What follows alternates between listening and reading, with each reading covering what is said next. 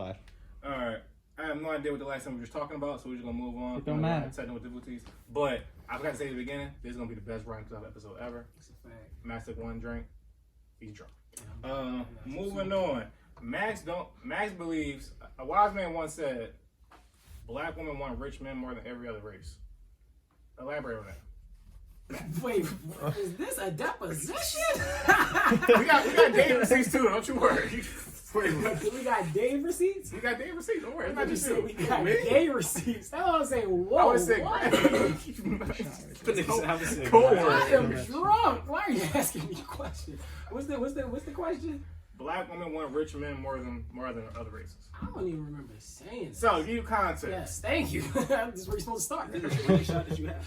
This nigga says, now that I couldn't trap you, I actually let you in. Screenshot. This nigga just remembering conversations. Fact. That was crazy. I remember saying this. Yeah. So, we were having a conversation, and a bird bitch said something on the timeline about something birdish. And you was like, I was like, no, I'm not bothered by bird behavior though. I just take it as that's a bird coop acting her Tweet. Yeah, tweet, and that's cool. I don't put all women in bird categories. It's just like it's a lot of birds, but it's cool, right? Max is like, I mean, I don't know. I think black women really are like maybe chasing a dollar more, essentially, whatever. And I was like, well, I think it's kind of skewed narrative a lot because we come from such fucked up, impoverished conditions, whatever. This nigga disagree with me with no context.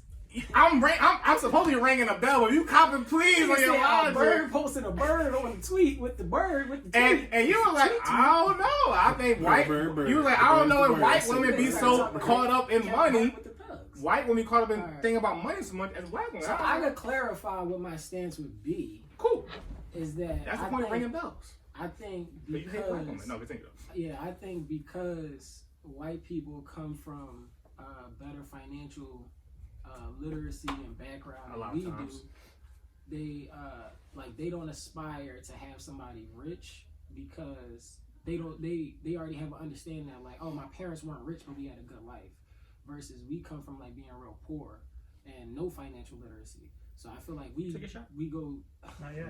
aim straight for the top. Like we gotta have somebody that has money and that can afford things and are financially secure.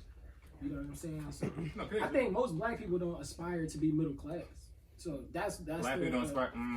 That's more of like where I would go with it. I don't know what you was trying to set me up for. What you mean by that? Because I feel like, I just think most black people don't aspire to be like, I want to make $80,000 a year and I'm cool. My wife make $80,000 a year. We make $160. We cool. We file our taxes. You know what I'm saying? I feel like most black people like I want to be rich just because we never really had finance in our community, like securely, you know, if that sentence makes sense. I don't know, I'm drunk, but I hope you get what I'm saying. But I think because white people grew up with some type of money, even like the middle class is like poor to white people. But that's still like, we can have 2 cars, we can have a garage, we can live in a suburb, you know what I'm saying? So they like, oh, I'm actually cool with that life. And my parents just kind of saved money and they made money, but they weren't poor. So, you know, white people mentality a lot of times be like, I'm not black, so I'm okay, you know. Which is a fact. So, not a theory. That's what I would go with. I don't know what you was going with it. Cool, please, I feel you. Dave, a wise man once said, I hate black. You gotta see something. No, so do you have any pause? Do you have gravity? Do you have any non-sexual turn-ons? Non-sexual? Because I had a theory that generally men don't. That's a woman thing. That they feel like, oh, yeah, like. Yeah, I got non-sexual turn-ons. Okay. If you got anything? Or I'm like, no, it's typically something sexual is going to turn me on about a woman. Anything outside of that, you're like, no, it's just an observation. I'm not turning my dick now hard. But like. Oh, like turn on, like, damn, that made me want to like. Yeah, that's attractive. Maybe not that deep, but that's attractive. Oh, no, yeah, for sure. Like, some, you know. No, I say turn on. Attractive is turn on is a different level. Yeah, if you being yourself, like, I be observing, so like, if I peep, like, something that you know that stalker? Not stalker. Oh, I'm scared. There's a line. I check. I just, you know, give my quick little Like, just be like, yeah, okay, you know, I'm updated on some photos and whatnot. Might be some phases and shit, like, you know, real quick. She went through the whole phase last time. I respect that. I'm just seeing you. You know, that's what the net is. You could just make me on my shoulder, like, yeah. See that? Forgot to feed me some more of the kid. Oh, we all drunk. But yeah, for sure. I just miss podcasting. No, but yeah. So what's something that's a non-sexual turn on? Shit. Let me see. I don't know, bro. All right, why you think? What you got? Ali. Like when she take accountability. So you never turned on in your life. So when you gonna take accountability? What you saying? I've never seen that. No, but it's a rare thing. So in that case, niggas will never be turned on. Yeah, niggas will never be turned on. That's why I said turned on, because it doesn't happen a lot. You know what I'm saying? That makes sense actually. Yeah, and you know when she put her hair in the ponytail. I ain't gonna lie. Yeah, for sure. But to me, see, that's why I think it's a false narrative, at least when I see it. Like, women, they into weird shit that can just get their pussy running and shit like that. Like, so it could be like, because women are so weird and psychopathic, it's like once they into a nigga, anything they can do can just be a turn on. Like, oh, like, I've heard girls say, yo, like, the way you drive, like, the way you hold the steering wheel, just like, just shut up. Like, tennis. A girl definitely told me, she was like, you a good looking driver.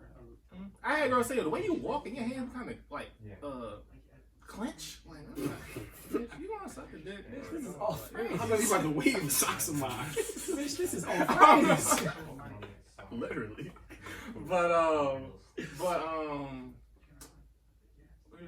oh yeah, so the whole ponytail, that's sexual though. Like when I think of a pony, if you put your hair in a ponytail, you about to throat baby me though. That's what I'm assuming, right? I'm saying like, no, she can just be living her life, and like she put her hair in a ponytail. Doing shit like my mind is like, my mind goes straight to like a movie scene. Like, what if she stopped studying and put her hair in a ponytail and straight be like, take them pants off? Like, I'd be like, this is fire, and then I get turned on. So I don't know if that's me or her. No, I carry on with that. So I agree with that still. I guess my point slightly, cause I do actually like messy buns. Like I do like even like the dad hat with the ponytail through the back, whatever, or just the hair on the side. I like, oh, you just kind of threw your hat on. Might be kind of fucked up under there, but it's cool. Like our hair. Shout out to the halos, you know, shit like that. You got your tights on, your biker shirt. Shout out to the biker shirt a little. It's like, oh, well, you kind of just threw it on, but it still look good because you just bad. You want some just in the cream shit? No, even just maybe just caught her in the mix or outside. She clean or some shit like that. Let me tell women the secret right now.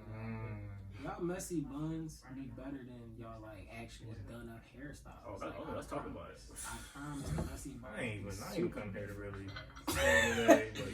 You agree with me? But you speak super fast. You speaking of gospel. First like, of all, women be having messy buns and be like, I don't like my hair. This is the best hairstyle you got. Bitch, if you don't get your insecure ass. Like, no, that's really had a dialogue. I said this literally on episode 2 of RightonQuelive ever. Yeah, let's go, Ali. Keep it real. That ain't nothing. I would have been disrespectful without retaliation. You just gonna pour my cup like I'm a hoe. Not like a hoe, like a, you know, like a real nigga. I said this episode 2 of RightonQuelive called Jewish Timmy Turner. Go look it up. I'm not sure if it's actually tested. I'm not sure if it lasted the test of time. If that's the expression. Timmy Turner is actually Jewish. Prophecy.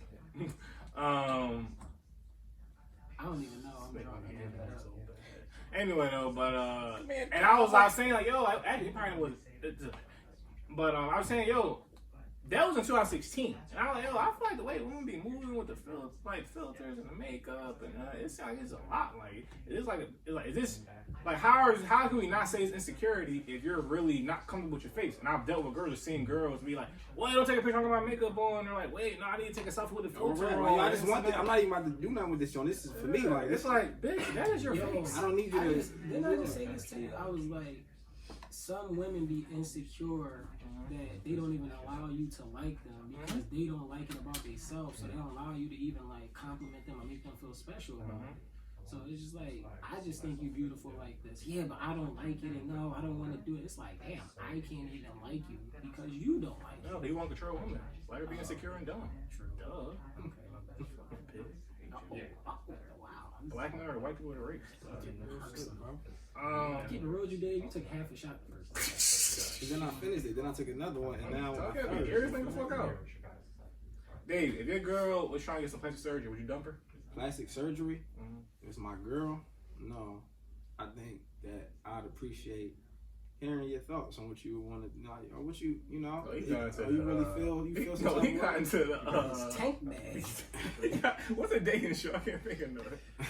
He got into his like, oh, you know, I'm dating. Marriage boot camp. Yeah, you know, like, I don't really mind. Let's talk about it, ladies. You know, like, you know, I mean, hey, like, who am I? Who am I to judge? Like, nigga, put your fucking leg down, nigga.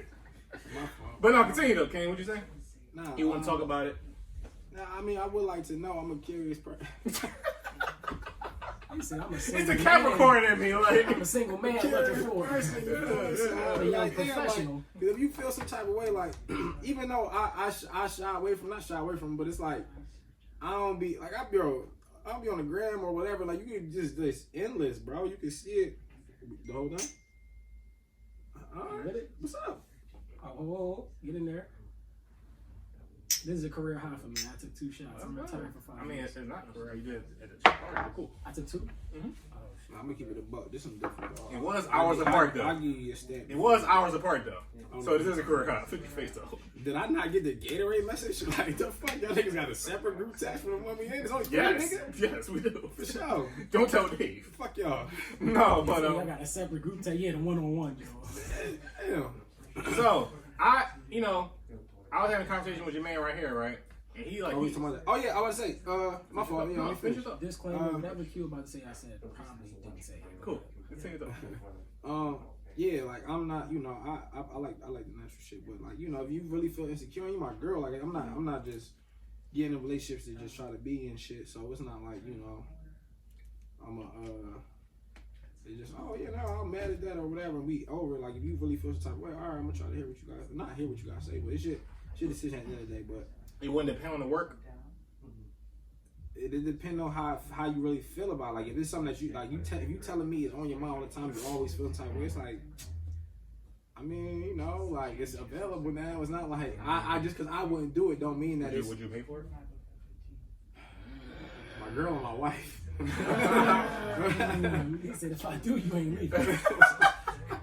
I paid for these cities. Get your own, and they say for the city watching the throne. Now Ice-T asked for his Jones back. They still together, right? She said, "Fuck that." I don't know nothing about him. So Max hates women, right? Right. So he was like, "Yeah, like my bitch." Emphasis on bitch. Go ahead. Continue, sir. Capital P. Bold. The rest of Arial Black. Battle rap. Underline. Talk to him. I see these niggas. I said, bitch. Yeah, but he like, my bitch. Running back. I just dissed you. I couldn't get it off. D-Rag. But he was like, yo, if my bitch had the gall, and the utter gall and audacity was like, yo, I want to get something. I'm insecure with my whole life. I want to get it altered fit. You like, bitch, you single now and then. Go take your ugly, funny looking insecure elsewhere. And I was like, damn, man, it's like she's 9 times insecure. Everybody insecure about something or whatever. But listen to me, I hate my big feet. I always say it. If I can put in a gamma ray machine without getting cancer, it shrink down to like a 12. What size you wear though, bro? John. Why you putting biz on the street? I just asked the woman her age. Here's the thing. No, literally. And my weight. You asked the woman her age and weight. I just met you. Damn, the drink ain't even get here yet. First of all, buy me and my girl drinks now. No, see, here's the thing, King. I got a Cash App card. I wear 13 and a half. They don't make 13 and a half. For sure. I being able to touch 14 is too much for my life. You 6'3"? Bro, I'm 6'2". But that you already. It's not about me looking out of proportion. I ain't drawing like that. It's just the selection. Selection being narrow. See, that's what I'm saying though. Like it's just something. Like I'm like, you narrowing my plight. Yeah. I'm out of pocket. Yeah, fucking white man. I gotta listen to it now. So, if I could, I would shrink them bitches down to like a 12 and be living my best life. You only gonna go down one size though. Like all that for one size. Nigga. That's 2. A size and a half. I got 14s. Oh, you said 14.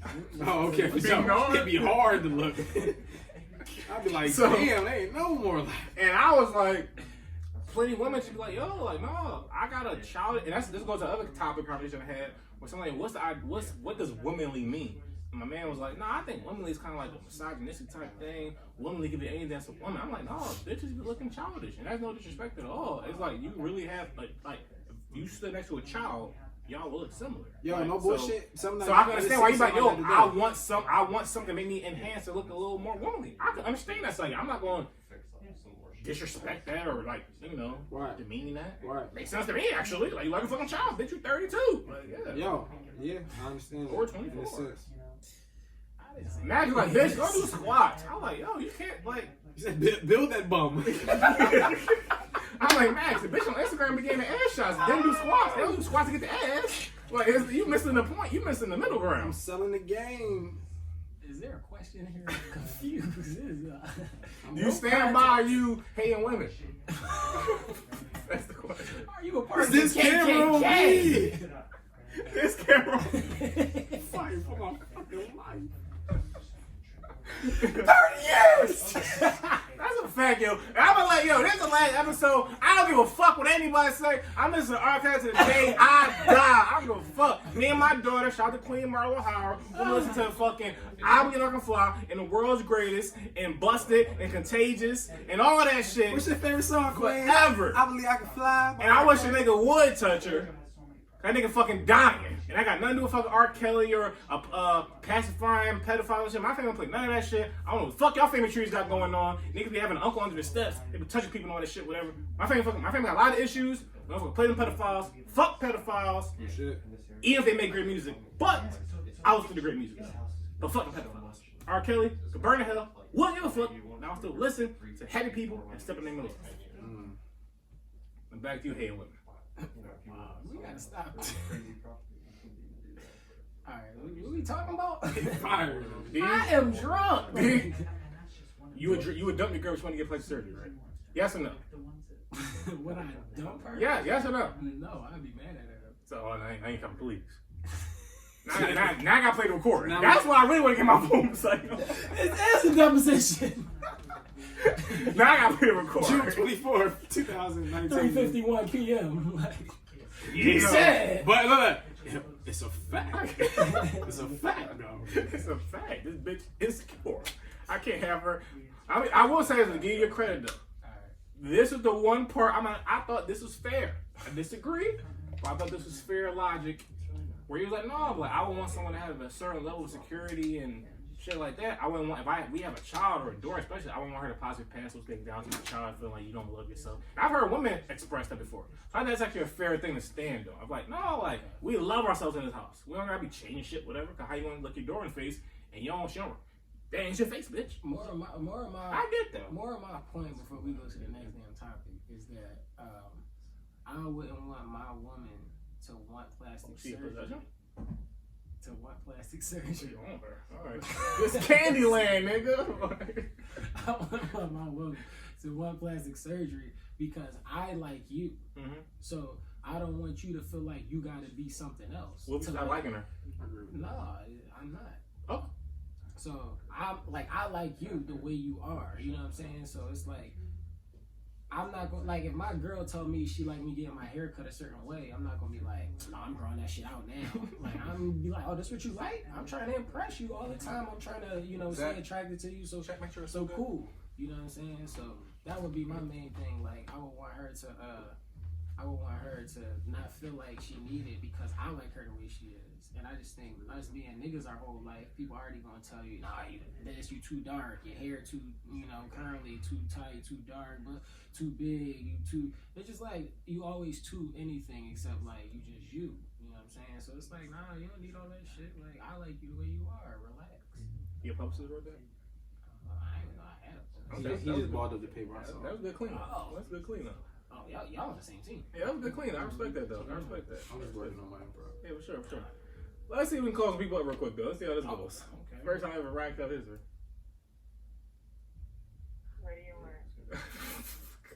Where are you? You where? In bed. Nigga, it is. Man, man, it's kind of late. What you watching? I know you watching some That's shit. 8:46. It's not even that late. Fuck you, a principal?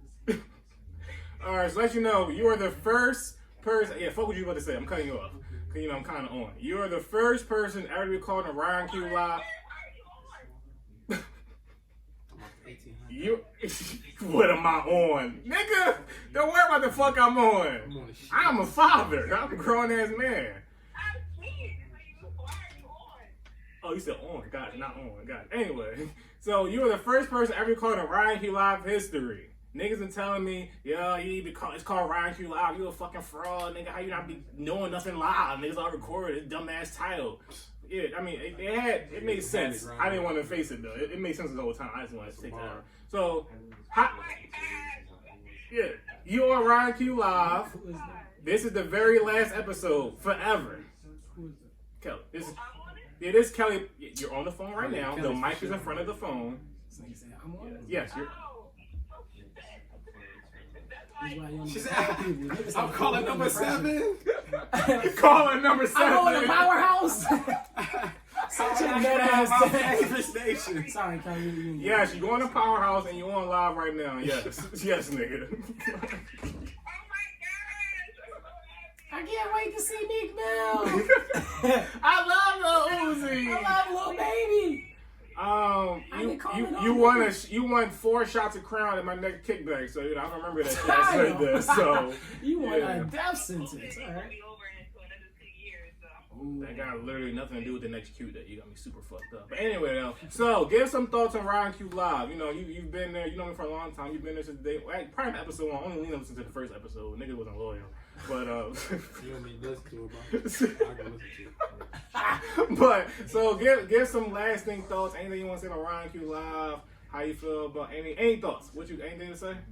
Well, I'm sad right now to hear RightonQuelive. This is not the last episode. I feel like I'm gonna come back out of retirement or wherever this is, hiatus, whatever this is. I promise you, this is the last episode.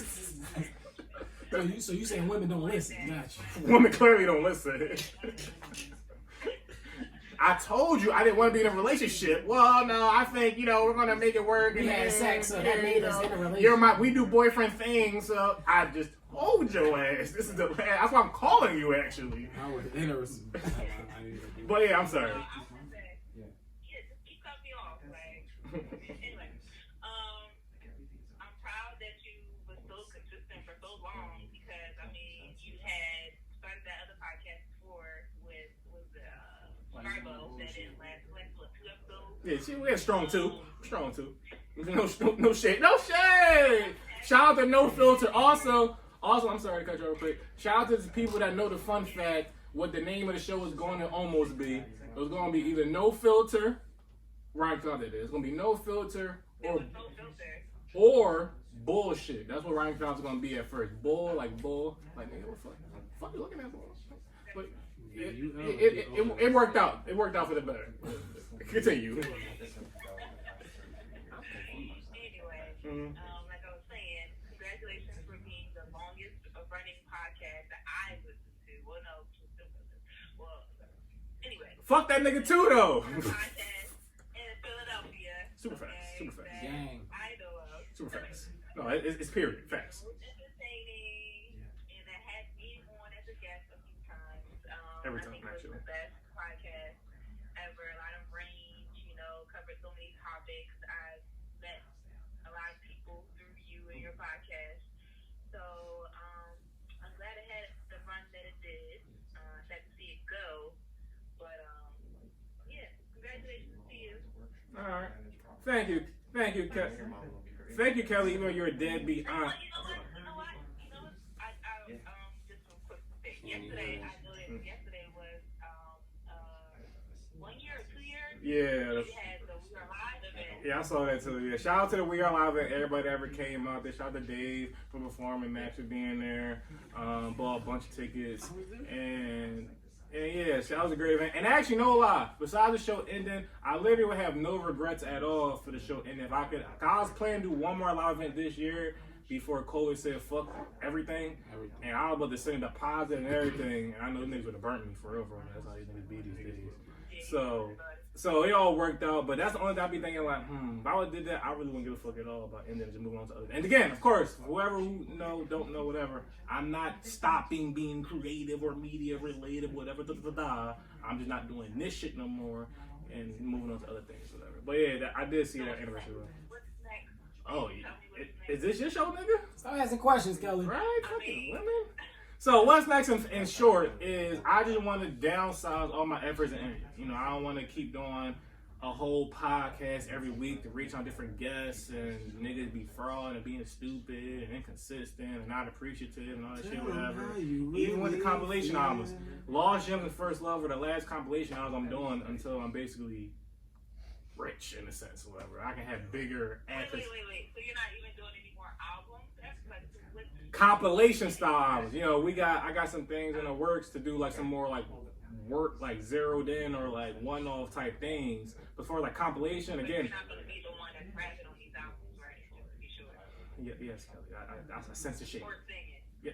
Okay, I sense the shade. Yes, I'm not gonna be doing anything vocally. Yes, that's unnecessary. On the last episode of RightonQuelive, command comma. We didn't need that. But I'm just not gonna do the compilation stuff. I don't need to be reaching out and accessible to so many people at once. So that's what it is. We downsize it, moving forward, and stacking bread and going bigger things. The niggas out here working on microvision, on macrovision. Talk heavy, kid. Well, once you make get your first big check, just remember. Oh, you're breaking up. I can't hear you. But thanks for calling, Kelly. You called then. Caller number 7, breaking up. All right, love you. You a deadbeat aunt queen still waiting for you. Fuck out of here. So on that note, fellas. So Max, you voted for Kanye, right? And then the last election just passed. Is that fact? That wasn't just like, if you would have voted, that wasn't like person you like. If you stop this podcast and I started a podcast on RightonQuelive, do that mean that's still going, right? If I stop the podcast, is that plagiarism? Do we got to copyright it? Oh, fuck out of here, no LLC. I'm going off the search. I need everything. Everything. It ain't plagiarizing. That's a fact, Dave. We dropping this album. Give me some slaps, Dave. Don't leave me hanging, Dave. All right, cool. Fake ass Taurus niggas. My fault. I'm sorry. Go ahead. You voted for Kanye. That would not be plagiarizing. I don't remember the average they may trying to reach for. Whatever. So about you vote for Kanye. How y'all feel about Trump losing? I'm gonna be honest. My mom forged my ticket. Trump was right. Niggas didn't lie on their ballots. Wait. You literally can't say that, bro. Like, niggas go to jail for that. You gotta relax. Allegedly. Okay. Allegedly saves everything. I mean, this is weird. Not really. I just be seeing a lot of niggas saying like illegal shit publicly that it's a trigger. I be like, oh, all right, edit that out. You can't just be saying that. That's federal. It's cool. My mom do the time. Niggas getting shootouts on live and shit. Say, mom, when you come out, You just compare me to Vlad. That's some like, roll tickets. That one joint sitting over there. You don't get the fuck out of this bum ass system. I don't give a fuck about that shit. But yeah, so it's like, again, like, I do believe personally that Biden was a better option. Did I care? No. And actually, because I'm I have a little partial contrarian aside of me, I kind of want to see Trump win, just to see niggas be mad about it. Cause me, I wouldn't give a fuck. Niggas like, yo, I remember 2016, I was crying on the side of the road, I thought about dropping off the cliff. A lot going on personally, and I dropped the ball. You feel me? Yeah, so I could have. Okay, please, It was a lot of shit. You ain't care that much. I mean, Yeah, your ancestors died for me. My people have me down. No, but on some real shit, I'm glad you said that though, cause like now that everything is cool going all right in my personal life, like I've said that, like I'll be like, yo, even if you feel like it's pointless or whatever, like how you feel like when you go to church, I don't want to go to church, what I'm gonna go there for? It's like, yo, be out of respect, like. Or even like I equated to like a visit to grandma's house. Like you may not always want to go, but like yo, that's your grandma. Like go see your grandma, go say what's up. Like our people, got into a lot of bullshit for us, died for us. A lot of bullshit just to be able to get that right. So like who am I to just because I don't believe in shit all the way or have my little doubts to not do it just because like nah, you got I feel like I owe it to them. So after this for sure, like I already beat myself up with the shit. Like damn, I could have, but it is what it is. But I respect that. After this, I feel that way for sure. That's definitely been my mind. Yeah, me personally, Oh, she say that same shit all the time, but oh yeah, this and that. Of course, You I know, it's understand just that. cause like I would never want someone to take it away, of course, and I feel like I'll vote for that. Like these niggas don't vote, let's take it away. That's all right. Relax, whiteys. Right. I'll vote to not take it away. I want the right to not do it if I don't care about it. But I also just believe in like my grandma's my grandma. I don't really know. I don't know my ancestors, so it's like I go to her house because I care. I have an attachment to her to respect and love her and do what she wants me to do. Yeah. Outside of that, I'm happy the way things are. So I had to feel me and put me doing this. So I understand. I know what you mean by that. Just I be curious to see what the other side is like and shit, like rap. But I think it's just because what the nigga represented, bro. Like racism for sure. Yeah, like for like blatant power, racism. like Jerome. Like never before that is totally different. Who you vote for, Gage? They acting crazy. Did you vote? No. I respect. You know they acting crazy. If you would have voted, who would you vote for? Third party. Andrew Yang. He's quit. Easy. I'd be surprised. But no, just cause what you mean with his whole shit represented, bro. It was out of pocket. Like that can't stay in there, bro. That's more power fueling to all the hate and all the other bullshit that's going on. Did you vote? Off top? No. Yeah, I feel you. And like my whole life is pretty much like, and again, it's space of privilege. That's kind of weird in 2020 because black people. They try to put black people, especially black men of all things, into the place of like privilege and shit like that. Of like, how dare these people? No, like, but again, I have a place of privilege. I guess like not being like an immigrant or something. Yeah. Ironically, to be like my life pretty much been the same my whole life, depending on what president was there. Like, been in the hood, dealing with hood shit. Right. Like, didn't matter who the fuck was in the White House. Like, so I'm not moved by shit. My whole thing has been like, I'm gonna get money, and it's still a free market here. So it's still beneficial. It's still a way for it to happen, regardless of the bullshit that we know is there, or whatever. But I'm not moved to be like. But I do believe everybody shouldn't think like me though. So shout out to everybody that do care for sure. and invest though. Yeah. I just don't really. I feel the same way. I feel like I'm best. I would be best help, or something like that. I'm not gonna be a boy that's how be giving all the speeches or like doing a lot of extra shit. But I feel like I'm best. Like once I get some money. And I'm able to do what I really want to do. This is how I'm gonna be able to like get back and do my shit. But also, I still think, cause that just weigh heavy on me. Like it's like even as much as I want to say is bullshit. Somebody died for that shit. And I actually multiple times over. It's just like damn, like what the fuck, like that's crazy. Yeah, I personally am not moved or don't care. But I went through that stage of like this shit ain't real. This shit don't matter type thing. But I'm now at a place like high power. I think that shit is real. Shout out to high power, shout out to episode solo. Yeah. But it's like no, but I always think about the quote like if it didn't matter, it didn't mean nothing. They wouldn't try so hard to take it away from me or to suppress it. And they be doing that shit. It's in front of our face. Really, and like it's in front of our. Everything is recorded now. Like y'all not even trying to be slick no more. You see the motherfucking cops breaking the glass and the shit and calling troops and get like what the fuck. Like, what the fuck is going on, bro? It never used to be like this clearly, but like that's the good and the bad of it. Like this shit is crazy. Everything get recorded, but like you see though, you really like it's no more ignoring the fact now. Like, bro, you can't just put this shit up in the air. That's the type of pressure I feel like on me to be like, nah, like if this shit gonna kind of make a difference or do something, or at least if it's giving motherfuckers hope to make a difference and it's gonna spark the next person to do something, then for sure I'm with it. Just out of respect. Yeah, I ain't no bitch. So, Max, why'd you vote with Kanye? So, what were your thoughts on how the election went, how it was going for a while, all that shit? Good? I mean, I think it's cool to get Biden. And then I seen Biden is supposed to add, like, everybody that was, like, running against him to his cabinet. So, like, Elizabeth Warren, Bernie Sanders, he ran with Kamala Harris. So I'm sorry, real quick, hold on, I can remember my little quick side note topic. You mentioned giving money back, right? You heard about George Clooney? Did I mention that? Did you? No. It's not important. Did you hear about George Clooney with the $14 million? I heard him giving his friends $1 million each. How many people, because let's just say that's the bar. Like, no, this is my bar, like, appreciation for all my people that I love and fuck with. That's on a friend level person. How many people? Friend level? Not family, not your mom or your brother. You know, I ain't names correct, but how many people you got that you give a meal to? That's the bar. Friends. Yeah, so that's like the top level of appreciation. So not family, just friends? Yeah. Just friends. I got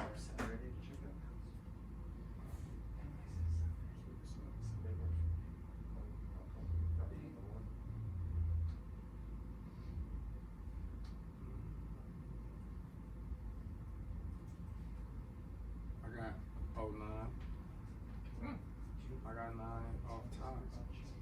counted, I think I landed at 5 or 6 tops. I didn't go past 6. I got 9 off top that I can think about. Sorry, Oh, whoever ain't that list.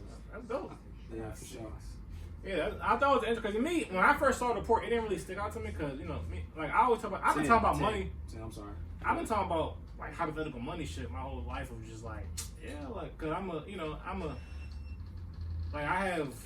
I definitely love my people I fuck with you, whatever. So like, I just had bread. Ain't nothing me just gave you something. You ain't never did nothing to me type shit, whatever. Bro. But I was like, no, but so I'm like, that's dope. He got it. Fuck that. Wait.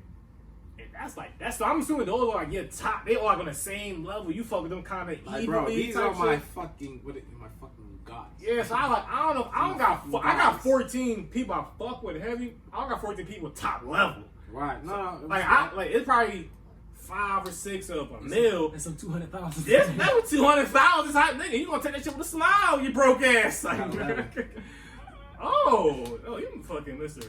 Paris Hilton socialite ass niggas. No, like yo, because even with that, right? Like before you were saying 14, like throughout different phases of life, I had different friends. I got friends from my childhood. So they might not all be constant right now. Yeah, exactly. Okay, and I got bonds for life. Like somebody, my my best friend from high school, middle school, high school. Like we don't gotta talk in however long. And every time what's but you still talk, my man. Yeah, got you. And you know how to gram it and social media make it so it's like you kind of keep it in touch. But I see what you're doing. Mm-hmm. So it's like kind of no time go by, even when a lot of fucking times are going by. But okay, that's right. You still got different phases of life, people. 5? Yeah, no 6. Okay, cool, interesting. Continue point though about people you saw in the bullshit. He gonna add people to his cabinet. Yeah. So I thought that was dope.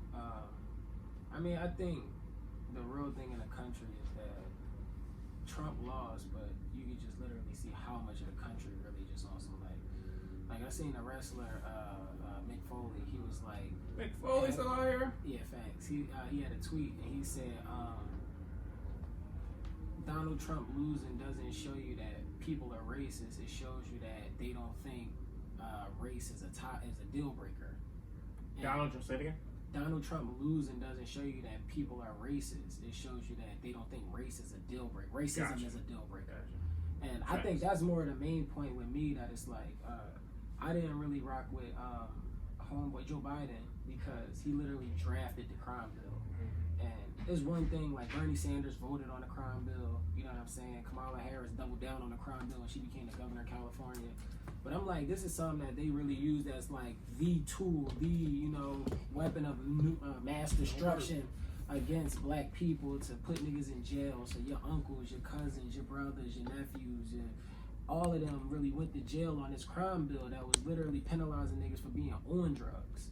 Where in this same election, the person that drafted that crime bill that, destroyed and decimated the black community literally is also on the ballot with legalizing every drug in Oregon now. Because white kids is on it, because his kid is on it. So, you know what I'm saying? Like, so to that point though, and again, I'm not saying it's not, I don't understand where that comes from, but like you said, like a good amount of people, if not the majority, he drafted, of course, but if not a good amount of people also just co-signed or believed in it, doesn't that just speak to the time and just like a lot of things, people perspective change with time? And I'm not vouching for him, I'm just talking about just the idea that like, it wasn't just like him, he had to convince the world. No, niggas was like, yo, like, and again, I feel it was just history, how it was like, the 80s was wild because of what Reagan and all that shit, and Nixon did with the crack shit. Let me answer your question. Alright, so we got, so I'll give you a perfect example to connect it, right? I might say this to you before I was. Alright, so Tesla is up, right? One of the reasons Tesla is up. Shout out to nigga that don't invest. Facts. So one of the reasons Tesla is up is because Joe Biden. You broke ass. Dummy, I never let you get the chance. Relax. So poor broke niggas making poor decisions. So all right, chill. Let me get this point off. So Joe Biden won. So Tesla is up because he's gonna bring back a tax benefit for people getting electric vehicles. That you get a $7,500 tax benefit. You can write it off because you have an electric vehicle, right? So that's going to increase the electric vehicles because they want the country to be mostly electric by 2035, right? So 2035 is 15 years from now. So Trump won because he never wanted to speak on climate, and he won Texas. He won Texas because he never wanted to speak on climate change. He don't speak on climate change because he's backed by like the big oil companies. which is Texas. So if he wants to win Texas, just don't say nothing when they ask you about climate change because they got to do with oil. That's going to take away our money. Cool, you don't say nothing, you win Texas, right? Now, if y'all could be that forward thinking to think in 2035, we want the country to be mostly, and the world to be mostly electric vehicles, you mean to tell me y'all could draft a bill where y'all know behind closed doors, y'all put the drugs in the neighborhood and y'all made it okay for the drugs to come into America. That's a proven fact. So y'all knew this, but then y'all gonna penalize niggas for finding a way to make opportunity out of it. And then being addicted to it, not knowing what the actual repercussions was when they was first trying it. So then they get addicted to it and they say, oh no, instead of just going to rehab, instead of us building rehab, we building correctional facilities. You get 20 years for that. If you get 3 strikes on that, you go to jail forever. So that first strike that you get, you can't vote. So it's ironic to me that it's like, y'all did that to our dads and now y'all trying to convince their sons to vote. But like I said, live through that. Yes, of course. But my point is though, is like it's a part of the whole system. That's how the system was moving. Like politics, all about, of course, like. But my narrative. point is, it was black people. Yes, of course. But the system, like, yes, you could be. I'm sure there was people at that time like, no, this shit could be good for black people in 15 years. But that was the way the system was going, including black people. People up ahead of the Black Caucus and all that shit was like, I don't know, shit is wild, crime is out of control. We gotta do something. You know what it really is?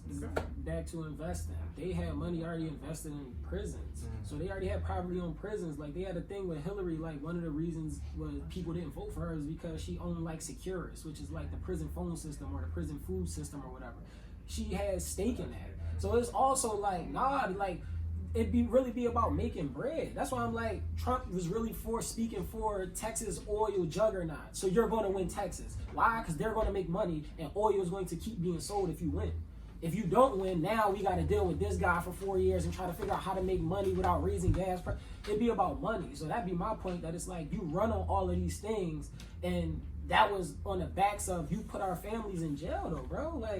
Like to me, that's just really crazy. That's really like some pimp shit. Like you sold me the drugs and then, or not even you sold me the drugs. Like you beat me and then made me feel like I need you, and then I have to go sell my body for you because that's the right thing to do, and you convince me of that somehow. Like it's really like and then lock you up for selling your body. Yeah, exactly. And then put me in jail for selling my body. It's like, and then convince people, your kids, to vote about prostitution. Exactly. Like, yeah, exactly. And it's just like, yo, like think about how deep that goes. Like that's why I'm like, it really be like some spiritual warfare shit. Like we gonna make sure y'all got nobody to raise y'all, and y'all out here killing each other and going crazy. But then we gonna pay all the rappers of y'all generation so y'all come vote for us so we can fuck it up for y'all kids, and y'all just don't realize it yet. But when y'all realize it, we gonna be voting, we gonna be paying the rappers for the kids to vote for us. And y'all gonna have no money, no opportunity. So it just really be on some like super like just trying to like demonically take over niggas, that I just be like, yo, y'all really put niggas' dads in jail, took away their right to vote, and then told their son to come vote for you. Like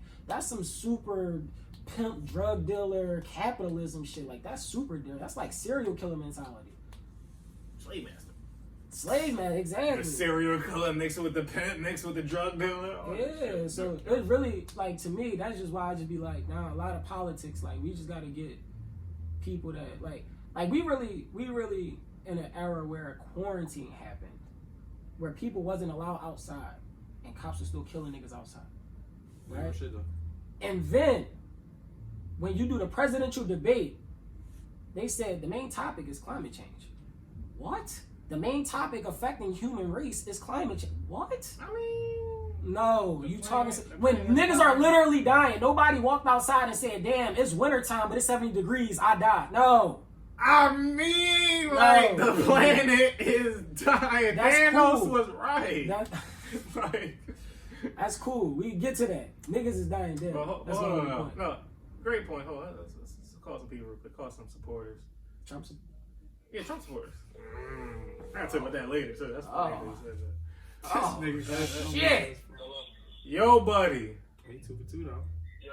Yo, I just want to say you live on RightonQuelive right now for the first time in RightonQuelive history for the last episode ever of the show. And I just want to say I appreciate you for picking the phone, because this nigga, shout out to this was G's, yo. G's every day post on the gram, yo, I'm Mr. Anti-Social. I don't talk to nobody. I wish a nigga would call me. I ain't picking up shit. I don't talk to my daughter, Ryan, to look at me. Nigga, get the fuck away from me. I don't know you like that. I don't talk to my mom. I don't even have a phone. I should only have an email. Oh, this nigga don't pick the phone, so shout you. 2 rings. 2 rings, too. Like, yeah, I've been waiting for Q to call me for the podcast. That's the only reason I pick up the phone. I felt it in my bones. That nigga say, how are you, sir? Busy. I'm good, man. I'm doing what everybody else doing. I'm tuned into the wrist. Is Jeezy washing that bum ass trash nigga or no? Listen, man, to me. No, I'm mad already. I'm mad already. Nigga say to me, I'm mad already. You ain't going your way.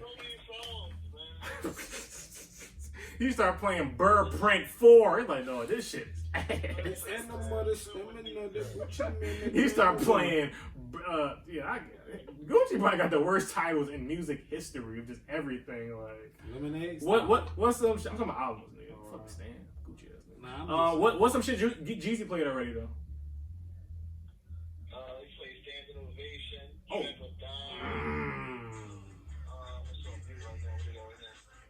In the bottom of the strap, playing bottom of the net right now. Can we get gangster music? Yeah, we didn't need bottom of the map though. No, that's that shit, though. No, we ain't in a 20 though. No, we need bottom of the map in a 20. You know what? I'm not sure. First of all, the whole first album is in the 20. Okay, interesting. Yeah, Gucci do got 800 terrible songs. You might try. Jeez, like, you got 800 terrible songs. I at least got 500 good. So like we can like go at least up to 5. But all right, so real quick though, it's the last episode of RightonQuelive ever. I came back to do just one more, John. So any thought, you've been a great supporter to the show for a while. So any lasting thoughts on the show, anything like that?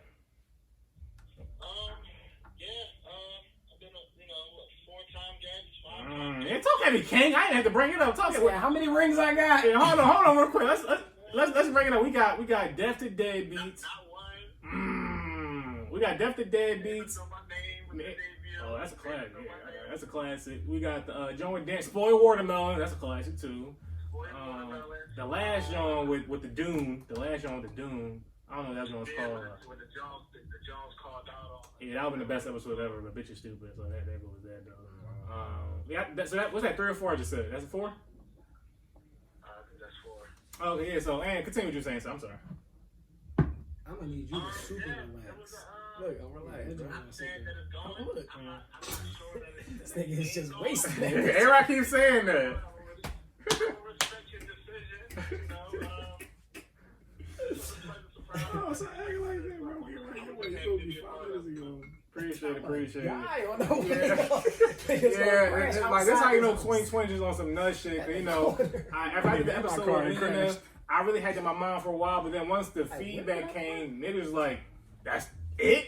That's it? I was like, yeah, that probably wasn't like the best ending. I was just like I need to do like a real homage to this shit, so that's why I did one more. Yeah, it was kind of wild.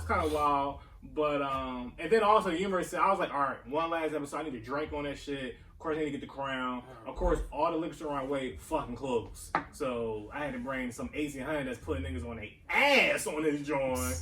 But I ain't never fold. Oh, shit. So, but yeah, we had a good time. We going through some shit, though. But I appreciate you, though, sir. I'll let you know how it go. You see when it drop. No doubt. Appreciate it. Yeah, shout out to Ryan, not sturdy ass, though. No shade! Max, how did you feel? I don't know if I'm pretty sure I probably told you before the episode shit, but how did you feel when I first showed you that RightonQuelive was in there? What were your thoughts about that? Niggas really still don't believe me. I have similar, but I ain't. So I'm old, bro. I feel like. But I mean, we're in 4 or 5. I ain't to play games. Game and shit. Yeah, I think it was deep to me, cause I think at the core of it, you just like, or I ain't gonna say we. I'm gonna just let it be about you. Like you just a young black male trying to find your way and trying to find your creative way as well as find your way in the world. And I feel like you found your creative avenue and you excelled at it. And to me, you unified the city in a way that like so many people know each other literally just because of you. That I just feel like people owe you something for that, or the city owes you something for that.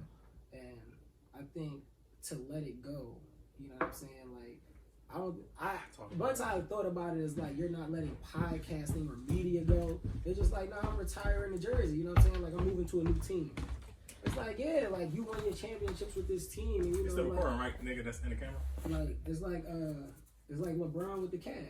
You know what I'm saying? Like he could just stay the Cavs his whole life, but would he really be LeBron? A part of LeBron's legacy is that he went to Miami and we hated him. We hated him, and then we loved him again, and you know, so like I feel like it gives character to like where your overall thing will be. And I also just feel like, you know, God and the universe didn't bring you here just to do a podcast and just the greatest podcast and that's it. Like you got a lot to offer. So I think when we reflect on this time, it's like, yo, I did albums, I did a podcast, I did production, I did, you know, executive production. So there's just so many things that I feel like it's just a mark on your resume, and that kind of gave me like peace with it, where it's like, no, I think you on something. Appreciate that. Man, that nigga lying, bro. He told me something else when I was outside. I thought so. That's why I asked him on the spot. I'm surprised he was this. How many Jones he did? What the fuck, nigga? Like, yeah, he spent racks at the studio. He ain't make shit. Nigga's bugging, bro. I hope he goes on Forex. A lot of falsehoods that have been.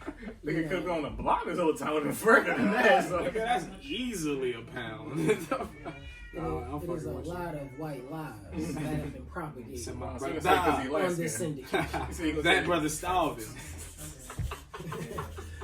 It's like talking like Don King. Did you have any thoughts about me hanging up the podcast? RightonQuelive jersey that is? Yeah, I feel like Kelly. I feel like it might pop out. I feel like you're gonna be able to do it on occasion when you want to, and that's the cool thing about it. Cause you know I'm somebody that firmly believes in like ain't no rules to this shit.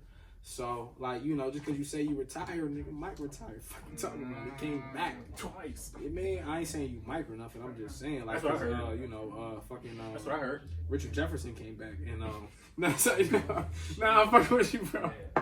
Nah, I ain't saying you even Richard Jefferson. Kwame Brown definitely came back. So Jay Electronic, I feel. Nah. But it's cool though, cause you mean like you definitely like it's you put in you know it's you got the like you said the resume is the cool part about it. Like I think about that all the time. Like I be hearing some of my dad's favorite stories that he tell me and shit. And you know that that's been there. Oh yeah, for sure. See like yeah, my man plaqued up. But yeah, like my dad just be telling me stories about like, you know, just shit that they I built this shit brick by brick. And I mean, damn, you take a nigga talk. Continue, can you disco days. Yeah. Drive, motherfucker. Yeah, that too. That shit was hard.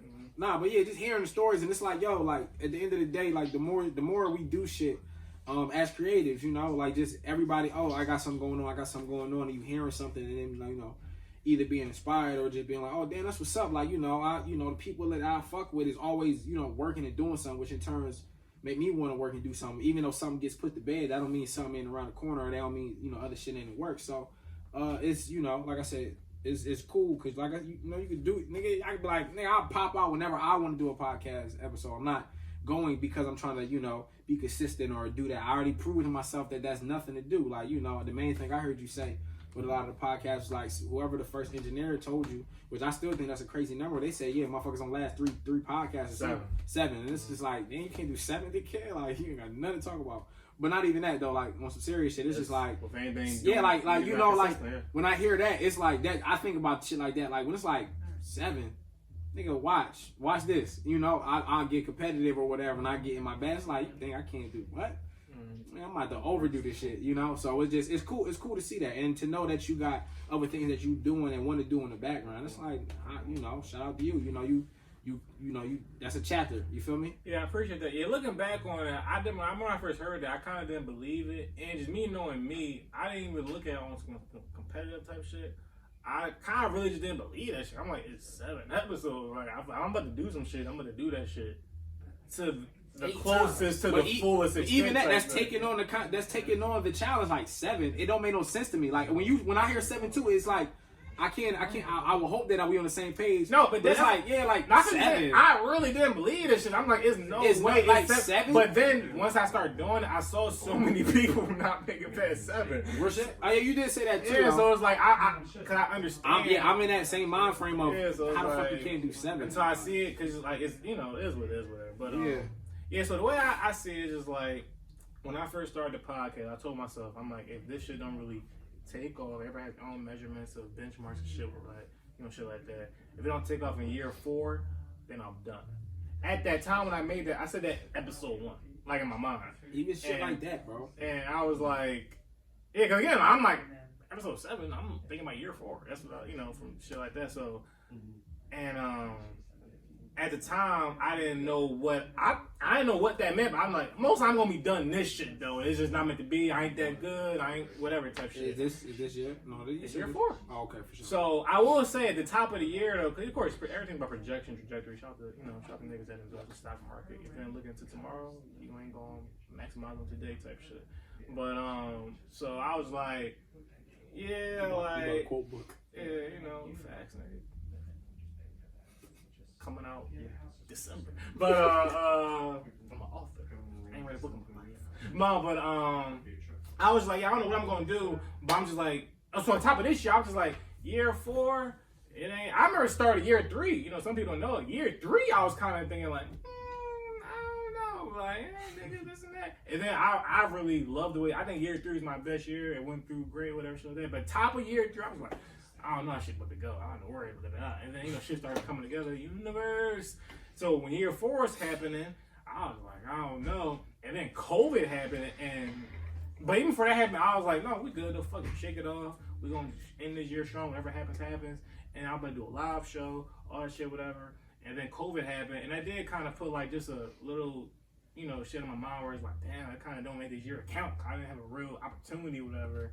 I'm like, that kind of give me at least 6 more months. I can go 6 months into year 5, and I could really have a benchmark, whatever. But then by the time I started doing episodes again for my break, first time I ever did a break, whatever, 3.5 years straight, whatever. I was like, you know what? I don't really got the urge to do it no more. I don't want to say love, but just like the urge, and I just really, that's like you said, I want to really just refocus my energy and intentions. Yeah. Because I also just believe that, I think I counted, I saw the number, it's around like 230 episodes. 230 episodes, let's just say at least 80 guests. Niggas got repeats, so niggas been on 18 times. So niggas got repeats or whatever. So faded, feeling X-rated. Probably about 80% of the guests don't appreciate it or reciprocate the energy and respect and shit that I give to them, whatever. Yeah. So I was like, you know what?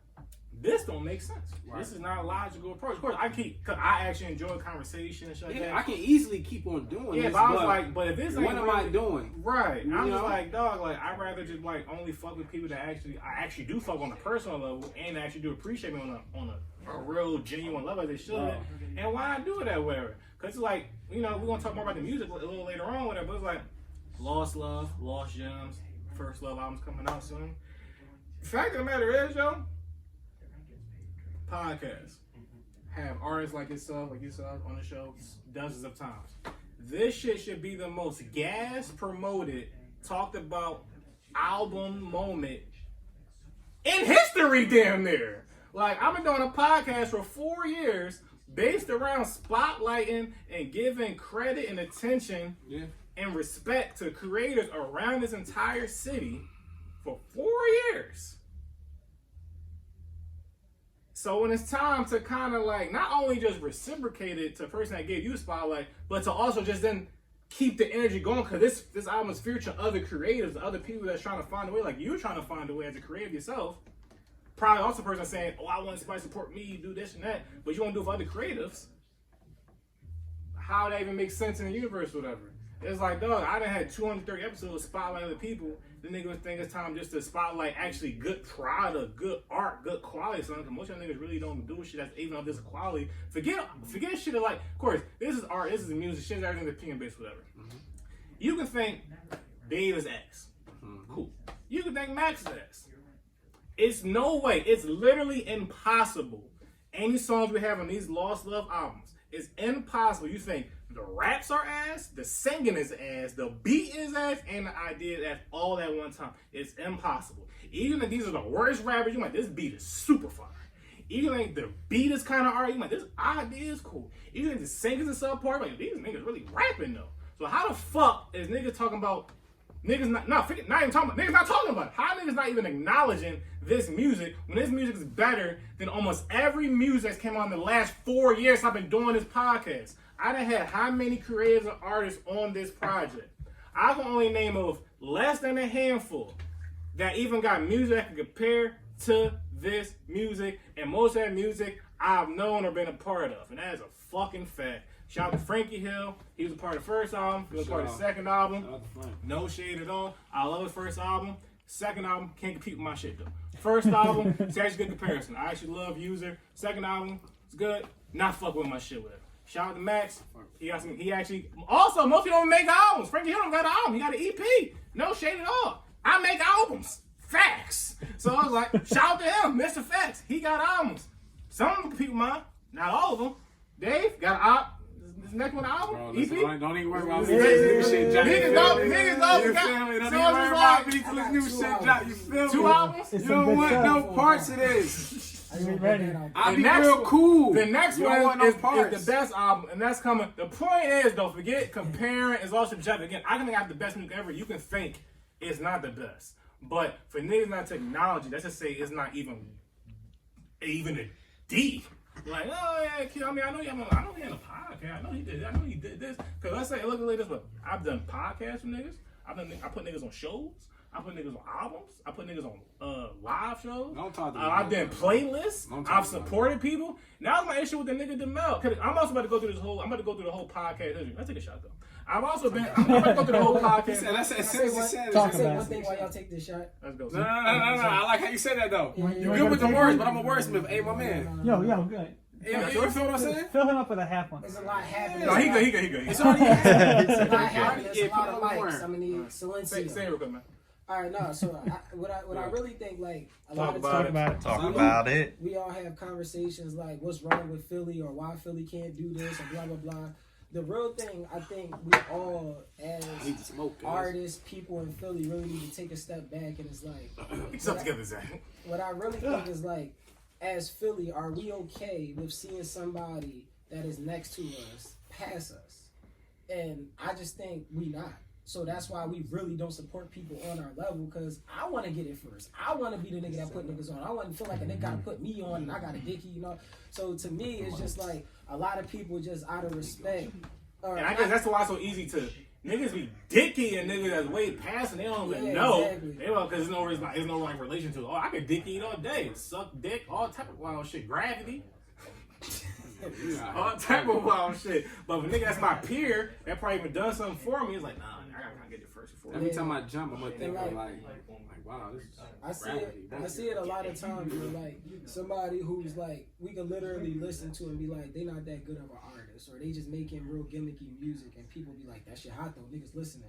And like it'll be an artist that right like, there is the problem. It'll be an artist that like whether they might not make the style of music you prefer, but it's undeniable that it is just solid music at the end of the day. That I feel like this is where New York creates subgenres, where like A$AP Rocky and Joey Badass can be happening at the same time, and we not telling Joey Badass, oh, you gotta rap like A$AP to get popping, because people just gonna be like, oh, it's not for me, but Young Boy can rap though.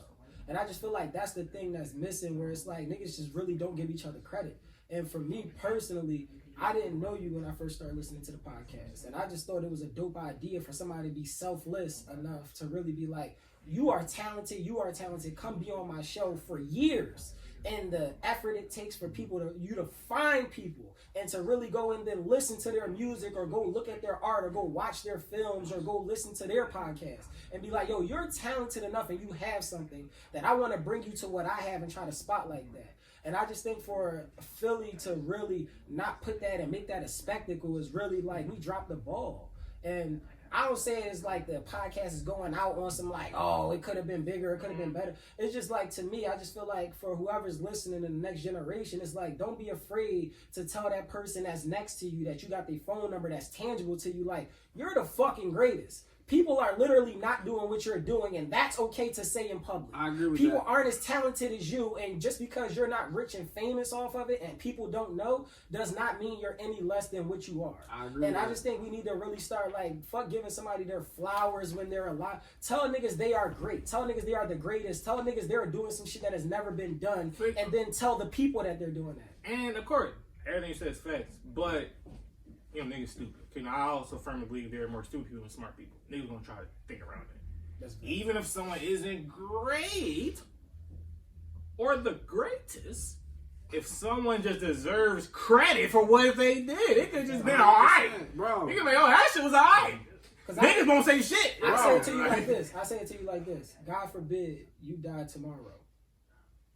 Niggas want to eat a super dick. No, not even that.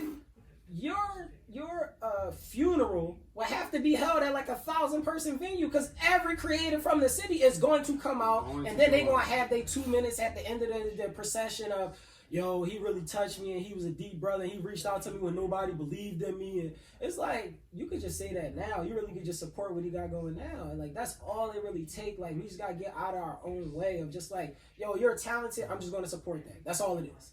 Not that you from here, you got this and I don't got this. You talented. That shit dope. I like that. Cool, I'm going to support that. And that's what the whole RightonQuelive show is based on. It's based on a few things. I feel like I didn't at the time like the Philly platform. Still don't really. All that shit really ads for the most part. It's a lot more now. Shout out that time. At that time, there wasn't that many. At the time, really, I just hate Cosmic Kev. And I was like, I need to do something. Because Cosmic Kev is terrible. Diamond Cut's still terrible. But I'm going to do a podcast with it. Not complaining about it. Shout out Disco Dave. I think he's a carry crate. But so I'm like, no, I'm gonna be the best podcast. I said that for episode 1, and I am. I'm the best podcast in Philly history. That does affect. It doesn't matter if I stop today. Pretty much, once I got past like 2.5 years, 3 years, I was the best podcast ever. One person bringing on as much talent as I have to do as many things in that realm as I did. Best podcast in history. It doesn't matter. That's one. 2. I really, outside of me trying to piggyback off Dave fans or piggyback off Max fans, no, literally, I think Dave is talented. I think Max is talented. I think shout out to Darren Griffin, he's a talented director. Shout out to Key. When I first met Key, she was doing poetry and acting. I was like, yo, Key, I met Key, she's one of my closest female friends to this day. I was like, no, you're talented. You seem dope. I want to give you a whole solo episode to talk about that shit. She taught me about Zodiac shit. I wanted to talk to people like, I had sex toy people come on here. Yo, let's talk about pussy. I had, people that started businesses. I had people that did shout to Pastor Carl. I had all type of people. That's another thing too. It's like, most podcasts don't have that much variety as on display or whatever. So it's like putting, people on the map. People, like, you know what I'm saying? But it's like, even that, but Black Lives Matter. Like, we ain't saying y'all don't, but let me go ahead and we clearly don't. So it's like we need to talk about mattering more. Yeah, so I ain't worried about that. Yeah, so it's just like to do that as much, and I just wanted to lead by example. Like I always said from day one, it's like I never understood why people like Khaled or Meek. It's 2 different examples. Khaled from day one, or at day one, he was doing songs with niggas that gave him looks. Trick Daddy, Pitbull, T-Pain, Ross. As he got bigger, kind of forgot about them niggas. Trick Daddy ain't seen a Khaled song in about a decade. I need Bieber, Quavo, all these niggas, fucking Calvin Harris and all that shit, whatever. It's like you kind of lost your essence. You should have been merging it. Meek, DC1, you had Beans, NH, all them niggas. Not saying you need NH in 2020, but whatever. DC2, French, 2 Chainz, every new nigga you ever met in 1 year. So like, I always thought the beauty of just like kind of coming up was merging the worlds, because if they was hot yesterday, to you, they should be hot tomorrow, not just on like an opportunity type thing. Yeah. So if I think Max and Dave is hot, and like I said, I'm not doing no more compilation albums until I elevate whatever. Not saying I'm not gonna do different things, but compilation style. So whatever. Once that moment comes, if it won't come, whatever you wanna call it, if I had the opportunity, I'm gonna put J. Cole, Meek, whatever type nigga on a song with these niggas. I've been doing music forever, because I've always thought these niggas are dope. You can't tell me niggas out here gassing Revenge of Dreamers. We Are Alive is better than Revenge of Dreamers. I don't give a fuck what you tell me. Lost Gems first up is better than Revenge of Dreamers. It's not even close to me. And that's speaking humbly. It's just not that great. And these are niggas with millions of budgets, $1 million of budgets. J. Cole at their disposal, and niggas are signed. I'm one nigga funding all this shit, organizing all this shit, and making music even comfortable. Whether you want to say, nah, it ain't that, whatever. So it's just like, and these niggas just, as artists, y'all don't rap better. And this is facts. Like, it's like, y'all niggas talking about, yo, but, you know, yeah, man, Shmino and fucking Buddy, you know. Yeah, shout out to these artists and everybody, you know, they make way to definitely talented people. These niggas ain't blowing me a fucking way because they sign niggas gonna dick eat them while niggas be at least just as talented, if not more talented, to be like, hey, cool. Yeah, so, you there's know. more room to critique because you feel like they right next to you, and it's like, nah, if you like it, you like it. Like, I'm a big, like, you know, I know he kind of like, I ain't gonna say he downplayed it, but I'm a big fan of feel like, yo, like, I'm giving flowers in the sense, but I'm gonna tell you, like, yo, bro, that shit, I fuck with that. Like, it's multiple Jones where I just like, I send a little, you know, the hand with hit, you know, the hand on the head, like, bro, this shit is crazy, nigga. Like, you know, this shit is fire. Like, that's, you know, that's what you supposed to do. You know, I think that's another reason why we connect, because it's just like the authenticity in the shit. You know, it's just like, oh, I see what you're trying to do, and I fuck with it. You know, I'm a big DIY guy, so it's like whenever I see somebody doing anything where it's like, yo, I know you're not trying to do this shit because you clearly trying to do this, but you willing to work it out. You know, even like, you know, going up, talking about upstairs, and this is like, soon as you learn some little shit, like Dave and his laptop is not needed no more, nigga. I'm an engineer now. I'm the engineer, nigga. This is my room, nigga. You know, I come in, you know, my hood. So it's cool. Like I love that. Yeah, we're right though. All right, but you ain't gotta keep pressing the issue. Hold on. Hey, we can turn these mics off, dog. Pull the car over? Or we can turn these mics off, dog. What's Sway say? What he say? Shut the Sway. He said, hey. Kanye really didn't want it either. We Nobody don't talk about that enough. enough. Kanye Sway really got got dreads. that. Hold on. I didn't mean that, Sway. I'm just saying. You ain't got the answer, Sway. Continue, okay? Continue. Nah, but yeah, you know, so I'm gonna keep it a buck, you know. I'm fucked up off the 1800. That's what matters. But cool, yeah, all right, yeah, for sure. White man laughing at you. So you gonna take that and smile. But yeah, you know, so like just being real and genuine with it, you know. Genuine, keyword. A lot of niggas know what genuine mean. Yeah, for sure. Like relating back to that, like that's how I try to even, you know, move. And I wanted to touch on it earlier. I mean, fuck it. We still here. It's like, I forgot what you were saying exactly, but it reminded me of like something that I was going through. It's like where I'm calling people, I'm hitting people up like, yo, I got this vision. I already know how I want my life, you know, my shit to go, my, you know, little career, whatever the fuck we talking about. And it's like, I really see the vision. Like I'm talking like manifestation. I'm talking about ancestors. Talking, you know, I'm in tune with this shit. So it's like, y'all really see this shit, and it's like, you know, being upstairs with both of y'all, you know, it's like I'm over here trying to get niggas into the studio. Like, yo, I got the setup. You know, shout out to you. It's like, yo, real nigga shit. Same thing I would do though. That's why I fuck with you. It's like, yo, look, I got this shit right now, but you know, whenever you trying to come through, you know, fuck with me, I'm, you know, we gonna line that up. And you gonna be able to do, you know, you can get your shit off, you can finish my shit, you know, whatever. I'm like, oh, cool. You know, all in the sense of what I'm trying to learn. It's like that's what I need. I need somewhere to just not next to my fucking bed where I could just go to sleep. I need somewhere to, you know, tune the fuck in and just turn my phone off and get to work. I need that. So, you know, opening that door, and I'm opening that door for other people. Like, yo, I got this, I got that. And me feeling, you know, the type of friend I know I am, I'm going to prove my friend. Like, yo, bro, all right, bro, I'm going to pull up, I'm going to do this, I'm going to do whatever I got to do. Just because I feel like, you know, that's necessary in the sense of, like, I want to show you that, you know, I got your back and shit.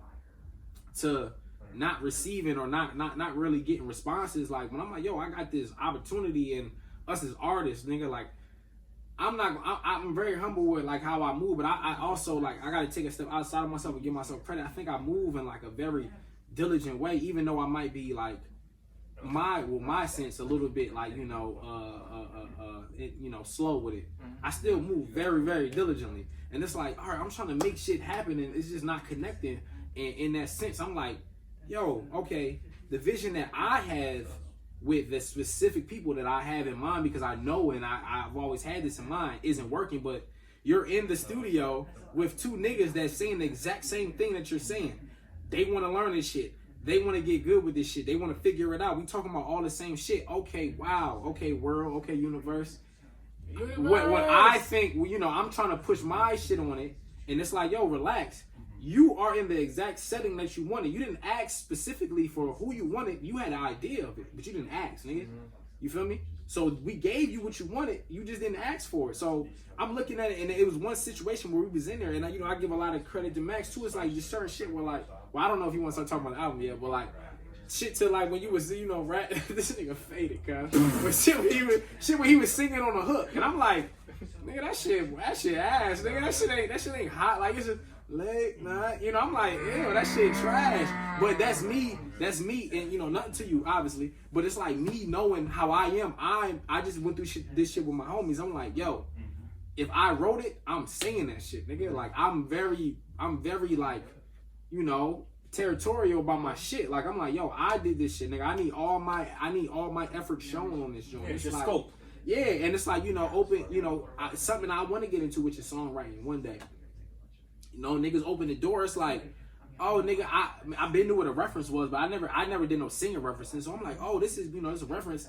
And then next day, when niggas don't need me no more, command comma, you feel me? Niggas don't need Dave laptop no more. I come in, niggas is working, niggas is turning ad libs, all this shit up, and then boom, boom, boom. And then I hear the singer, you know, shout out to Whitney. I hear her singing the same thing that this nigga saying, and I'm like, oh, I see the vision. I didn't see the vision from the rip. Therefore, you know, I gave it some judgment or some doubt, which I've been working with a lot, nigga. Like, I've been working with really, like, just understanding niggas like, yo, I don't gotta like certain things that you do. A lot of niggas are out here, too, in the scene or whatever. Like, I'll pull out, you know, if you see me around, you know, what the fuck you doing here? It's because, like, I dealt with a lot of that competitive shit on my end. It's like, yo, like, I don't have to hate you to be, you know, competitive or, like, in my own way, like, just because I don't like one thing you do, don't mean I don't fuck with you as a person. Like, nah, you know, you a cool cat. It's just one thing. Yeah, for sure. So it's like, you know, niggas. What'd you say? Follow niggas back. Yeah. Oh no, yeah, I follow you until you. I like, yo, bro, like, what do you mean? Follow me back immediately. Yeah, niggas, bro, I'm super. No, tell somebody else to follow me back. Yo, I'm gonna keep it a buck. Yo, I followed you. Hey, yeah, my man. And all that to be said, like, that's why I want them sessions to represent, like, from We Are Live to now. Is like, first of all, again, yeah, I was like, long-winded now, my fault. Super long-winded. It's cool. Like, no, niggas never stop listening. I had to get that off. It's cool. Shout out. No, you should. Because I fuck with it. I like shit like that, bro. I like understanding and really getting shit like, oh, wow. Like, you know, I'm really one way, and I don't see other perspectives of myself, and I need to open up to that because I be hearing, you know, you be hearing certain shit. I be like, nigga, I'm not that. I'm gonna tell you a secret, dude. You don't know me. That's why I'm glad you come to the sessions during the time. Like, we all can learn from each other. No bullshit. That's what it's all about. So, like, from We're Allowed to now, like, that's why I want. So, I also say that that's why I want to have both of you guys here because with Stage of My Life, the podcast, and then albums are done. Albums coming out. That stage is ending, and essentially, you two guys have been. Of course, you know, not my closest friends in the world, but like definitely like big, pivotal. I don't fuck with you over nigga, like Max invited you. You get rebounds, so I'll pick you on my team. Gerard ass nigga, like yeah, for sure. Yeah, don't even worry about it. School ass nigga. Yeah, bro, I seen your brother at the alumni league. He said, "Yo, why you don't get Max to play with you?" I said, "Cause I didn't go there." I don't think he got no high school buckets there, bro. I don't know if he can play or not. I didn't get middle school, but I didn't go there. We went for the elephant yeah, you did, nigga. We went up to Chester together. I don't recall. That's what the elephant in the room again? Crazy. Go ahead. So what you saying, sir? But yeah, so like y'all two are definitely big catalysts at different points or different ways of leading to this point. Whatever. Like I said, I remember like Dave been one of the coolest people I met throughout this 10-year. And building that relationship, Max one of the coolest people I met throughout this whole 10-year, building that relationship, whatever. And I learned a lot from both of them in different ways. Dave specifically that applies to now, just like literally record engineering. Like Dave saved We Are Live. Wasn't for Dave, We Are Live would not be what it was, whatever. Hate it or not, you dicky and ass sheep niggas. Like that shit is better than most things you give gas to, like, which is facts. Like, and at the end of the day, niggas is doing it. They, you know, niggas is getting to it, bro. Like, niggas dicky and be sheep. I love it, yeah, for sure. But, and again, that's my new favorite thing to say now. Like, especially with, like, not with this music, but like, We're Out especially, it's at least a C. Like, and they be like, that shit, like, and I'm not saying niggas say it to my face, but like the way people react to it, don't give it credit that's due is like, and I see shit with way less intention or even creativity or just marksmanship, whatever you want to call it, skill, talent, and get praise, whatever. That's besides the point. But anyway, give him his credit. Dave is like the MVP of We Are Alive. What's for him? That wouldn't be what it was, whatever. I learned a lot from those experiences. You know? So from that though, I said I'm not fucking with Dave no more. No, but like just through it, I learned a lot, and I am Dave now. I am the captain now. So with the Lost Love session on the cue, Command Comma, it just happened where I was doing a lot of the recording engineering. I learned a lot about myself and just learning a little, even more about music that I learned from both of them from the first go around, whatever. So then me and Max really built even deeper bond and working relationships, just knowing really how to really craft music and develop music and all that type of shit. And like again, it's impossible that you listen to Lost Gym have 9 songs, First Love had 11 songs. There's no way you'd be like, you know what? It's impossible because it's just too much going on. Like the creativity that goes into it. I was like, I don't know. Before we get into the episode, I don't know if I feel like explaining it right now, but like literally, I put a lot of thought into both these albums. Niggas, I can say that for a fact right now. I listen to a lot of music. I haven't heard any albums in this year of 2020 of fucked up shit that have as much thought or not even I say complexity. They ain't fucking to Pepper Butterfly, Lupe type shit, but just much thought and intention than these 2 albums. Priceless drop. Yeah, OneTakeDave dropped it for sure. I feel you. Did it drop? And Prices dropped in 2019 technically. Oh yeah. It dropped January 1st, 2020. Just want to put that out there. I had it in November. What you saying? Oh, what you saying?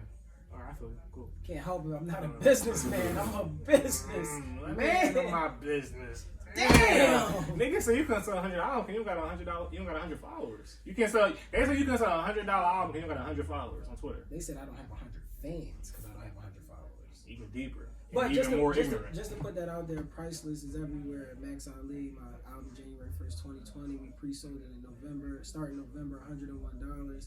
Sold 37 copies. You can do the math on that. You know, it came with a box set, t-shirt, hats, hoodies, socks, whatever you wanted. You got to stream the album early, and then it became available on multiple platforms, on every platform.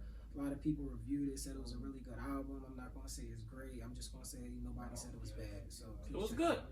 Yo, it's your boy OneTakeDave, you feel me? I ain't dropped yet, but you know, I might do all that shit, nigga, you feel me? I've heard some songs from Dave. I've heard some good things. Yeah, for sure. All I've heard on my album. I've heard some better things. Like, nah, 100% though. Like, no, but like that's it. I'm just the beauty of it though. Like you get niggas in the mix. Like I learned in this situation, it's like, bro, time is of the essence. And I'm somebody that know that. Like just going through a lot of light with rap. Like a lot, you wide IQ. You mean that's the nigga? You feel me? But you know, just going through a lot of life lessons and just understanding a lot of shit. You know, through the past couple of years, it's like, oh, like, nigga. What do? You know, like, figure this shit out. Let's do it. It's all about learning and applying. Shout out to you for keeping niggas in the mix. Yeah, that's right. And a lot of niggas don't be willing to. Niggas want to bitch about. First, I'm gonna say niggas want to bitch about support, but don't support people. Niggas want to bitch about niggas work with them, but don't be willing to work with people. And that's nothing. People like as many people I know and work with and reach out to. Max said this too. I give him credit for this. People don't really. You are like niggas really fumble their own bags. You are responsible. If you a running back. I don't give a fuck if 100 niggas Arnold Schwarzenegger size hit that ball. You're responsible for your own fumble. Niggas be fumbling their own shit. And most shit be off communication. And respect. That's all it is. So it's like niggas, the same shit niggas be complaining about is probably the same shit they're not even doing. And I hate hypocrites. So I just leave it at that. Especially at this level, like, bro, what type of face are you saving? What are you saving face for? Niggas just fucking stupid. And like I said, there's more stupid people than smart people. So it's cool. Yeah. I'm professional. Where are you? Who that? I'm in the house. I don't even know why I'm asking you that. You are live. You are live on RightonQuelive Live for the first time ever in RightonQuelive history. What the hell is going on? This is the podcast is back? This is the very last episode ever. I did one more episode to really get some closure to things, and this is the last episode. I decided to do some call-ins because niggas like you especially said, how you RightonQuelive, but you never did. Yeah. That's Key. Oh, it's Key, y'all, for whoever listening. Shout out to Key. Shout out to Key, but fuck Key. West Philly in the building. Key, but fuck Key. Always. This is right on Key Live. Okay. I didn't get the heads up, but that's okay. I'm prepared. Yeah, you 3 for 3 though. That's a good job. Niggas pick up my fucking phone call. Niggas no fucking better. But niggas be like, yeah. Fuck Dave, I was like, at least I gotta call Key my biggest hater, my biggest adversary. You know, my niggas trying to take over the show. So anyway, though, what you up to, nigga? You watching the Gucci Jeezy shit? Yeah, I'm getting lit. I'm sipping on this Cabernet. My man Gucci getting spanked right now. I did not expect this, but... Oh, so you a coon. You didn't see that coming. I mean, I figured that, so that's cool. I respect that. A coon? They black. Gucci a coon. They black. Gucci's not a coon. He a coon compared to the GOAT that's Jeezy, nigga. Fuck you talking about, nigga? Jeezy a fucking legend. That's why he's spanking your coon ass, nigga. Fuck out of here. Anyway, though, but yeah, we over here drinking the 1800. You know, shit getting low. I couldn't get the crowd for the last episode. Universe said, "Fuck me." You invited people over and you ain't telling them. I don't fuck with you. That's why I don't fuck with you at a distance. Wow. Yeah, I got all the jazz here. We got Yenny here. You know, we got Slender Man here. We just got cool shit. He actually a cool ass nigga. Shout out to Slender Man. We don't keep that between me and you. But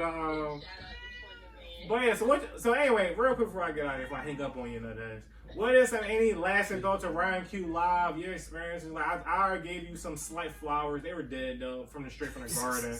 But I told you, like, you know, you one of my closest female friends, and I met you through the podcast, and I couldn't get rid of you since. So just any thoughts just on the podcast and general creative shit? I am very sad to see it go.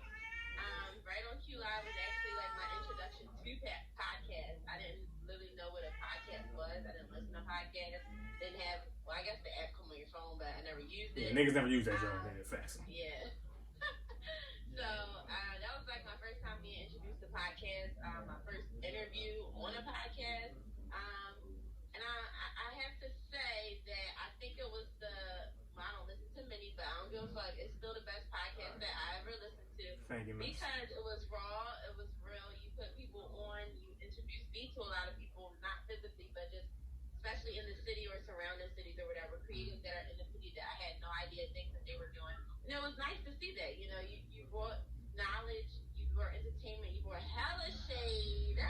Definitely shade and some alleged toxicity. Alleged. You gave us fuck you forever, Liz. You know, it was always a good mix of everything. I feel like it's gonna be hard to top it, and I feel like you're not gonna really go for real.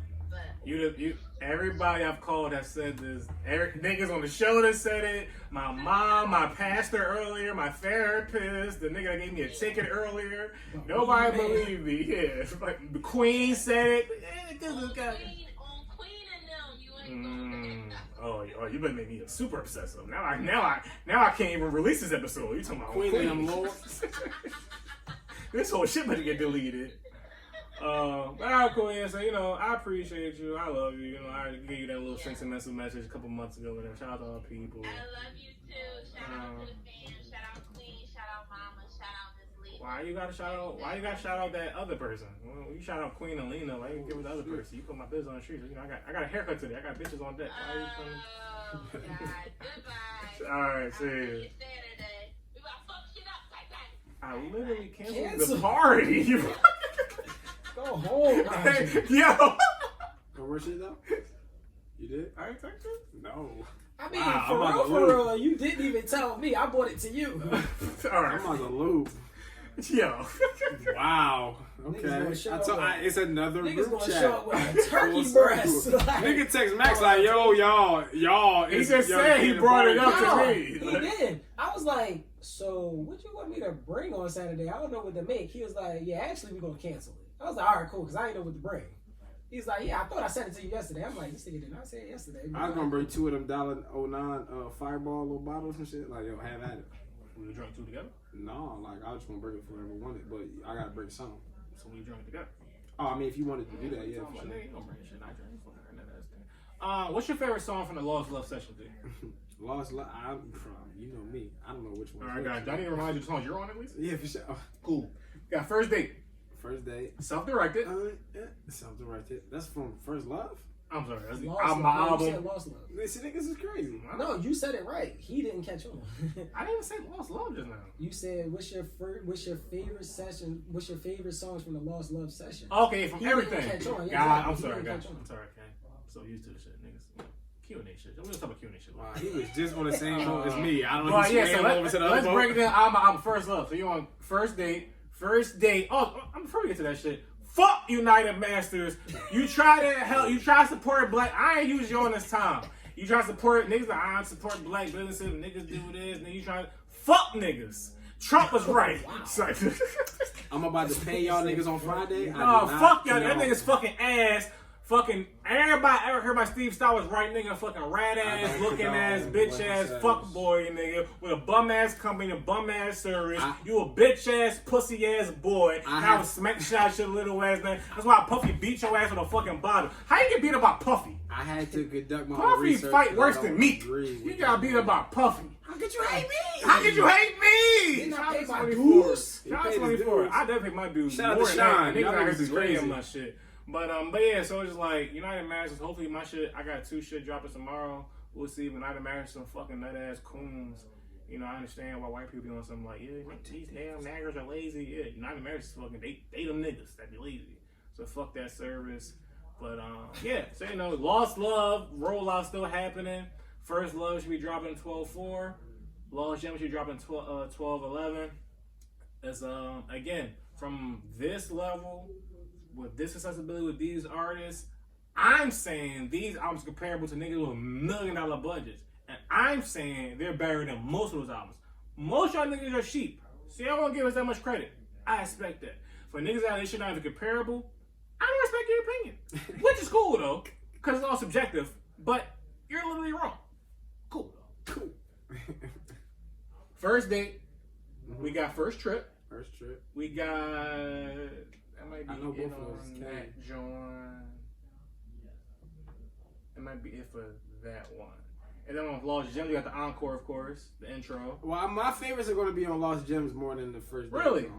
More than the First Love Jones. Okay, interesting. Okay, For sure. I think on First Gems, like I was really like wrong album. Wrong album. That isn't an album.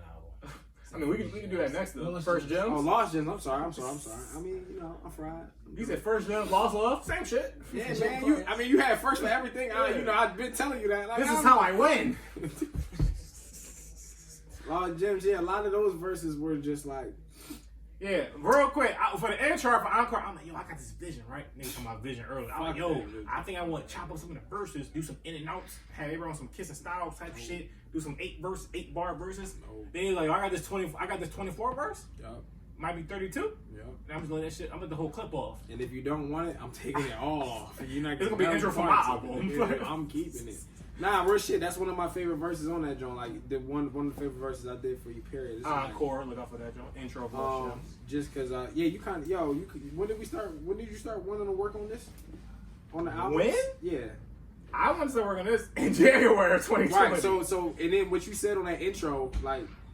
In all your Thanos talk, did you kind of fuck up 2020? Like, was you a part of like just the beginning? Like, was you in the front line of niggas that just fuck shit up? I was thinking about that once I listened to That's why I put the skit on there because I like. So you know, again, so let me talk about Lost Gems. I'm talking about fucked a lot of shit up, guys. So like literally, so Lost Gems specifically, it embodied a few things to me. Lost Gems this year been wild. We lost a lot of things. People lost people in general in their life. So it's kind of like an homage to that feeling like a sense of loss. But also that sense of loss, I wanted to pursue more in that. Because my whole life, I want to be great.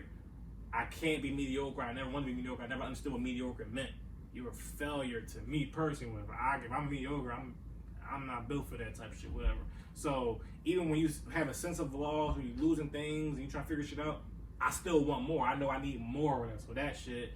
And also, I feel when I talk to Mac, I talk to Dave, I talk to everybody I've truly got love for and appreciation for and value for, I feel we all exchange valuable information that can help one of us, can help the world, can help whoever. And those, but sometimes niggas don't apply it, niggas don't listen, niggas don't share it. And they become lost gems of information. So just all that sense wrapped in one. That's what I want to buy. That's what I want this album to embody of all those great themes to me, whatever. So literally, when 2019 was ending into 2020, of course, I got to right for the bitches going into the new year or whatever. So I got my hair cut. As of now, I look amazing. I don't gotta say it because you're on camera or listening. It's okay. You want to suck my dick? It's cool. Whatever. You know, whatever. I got a baby now. Dick value went up. It's cool.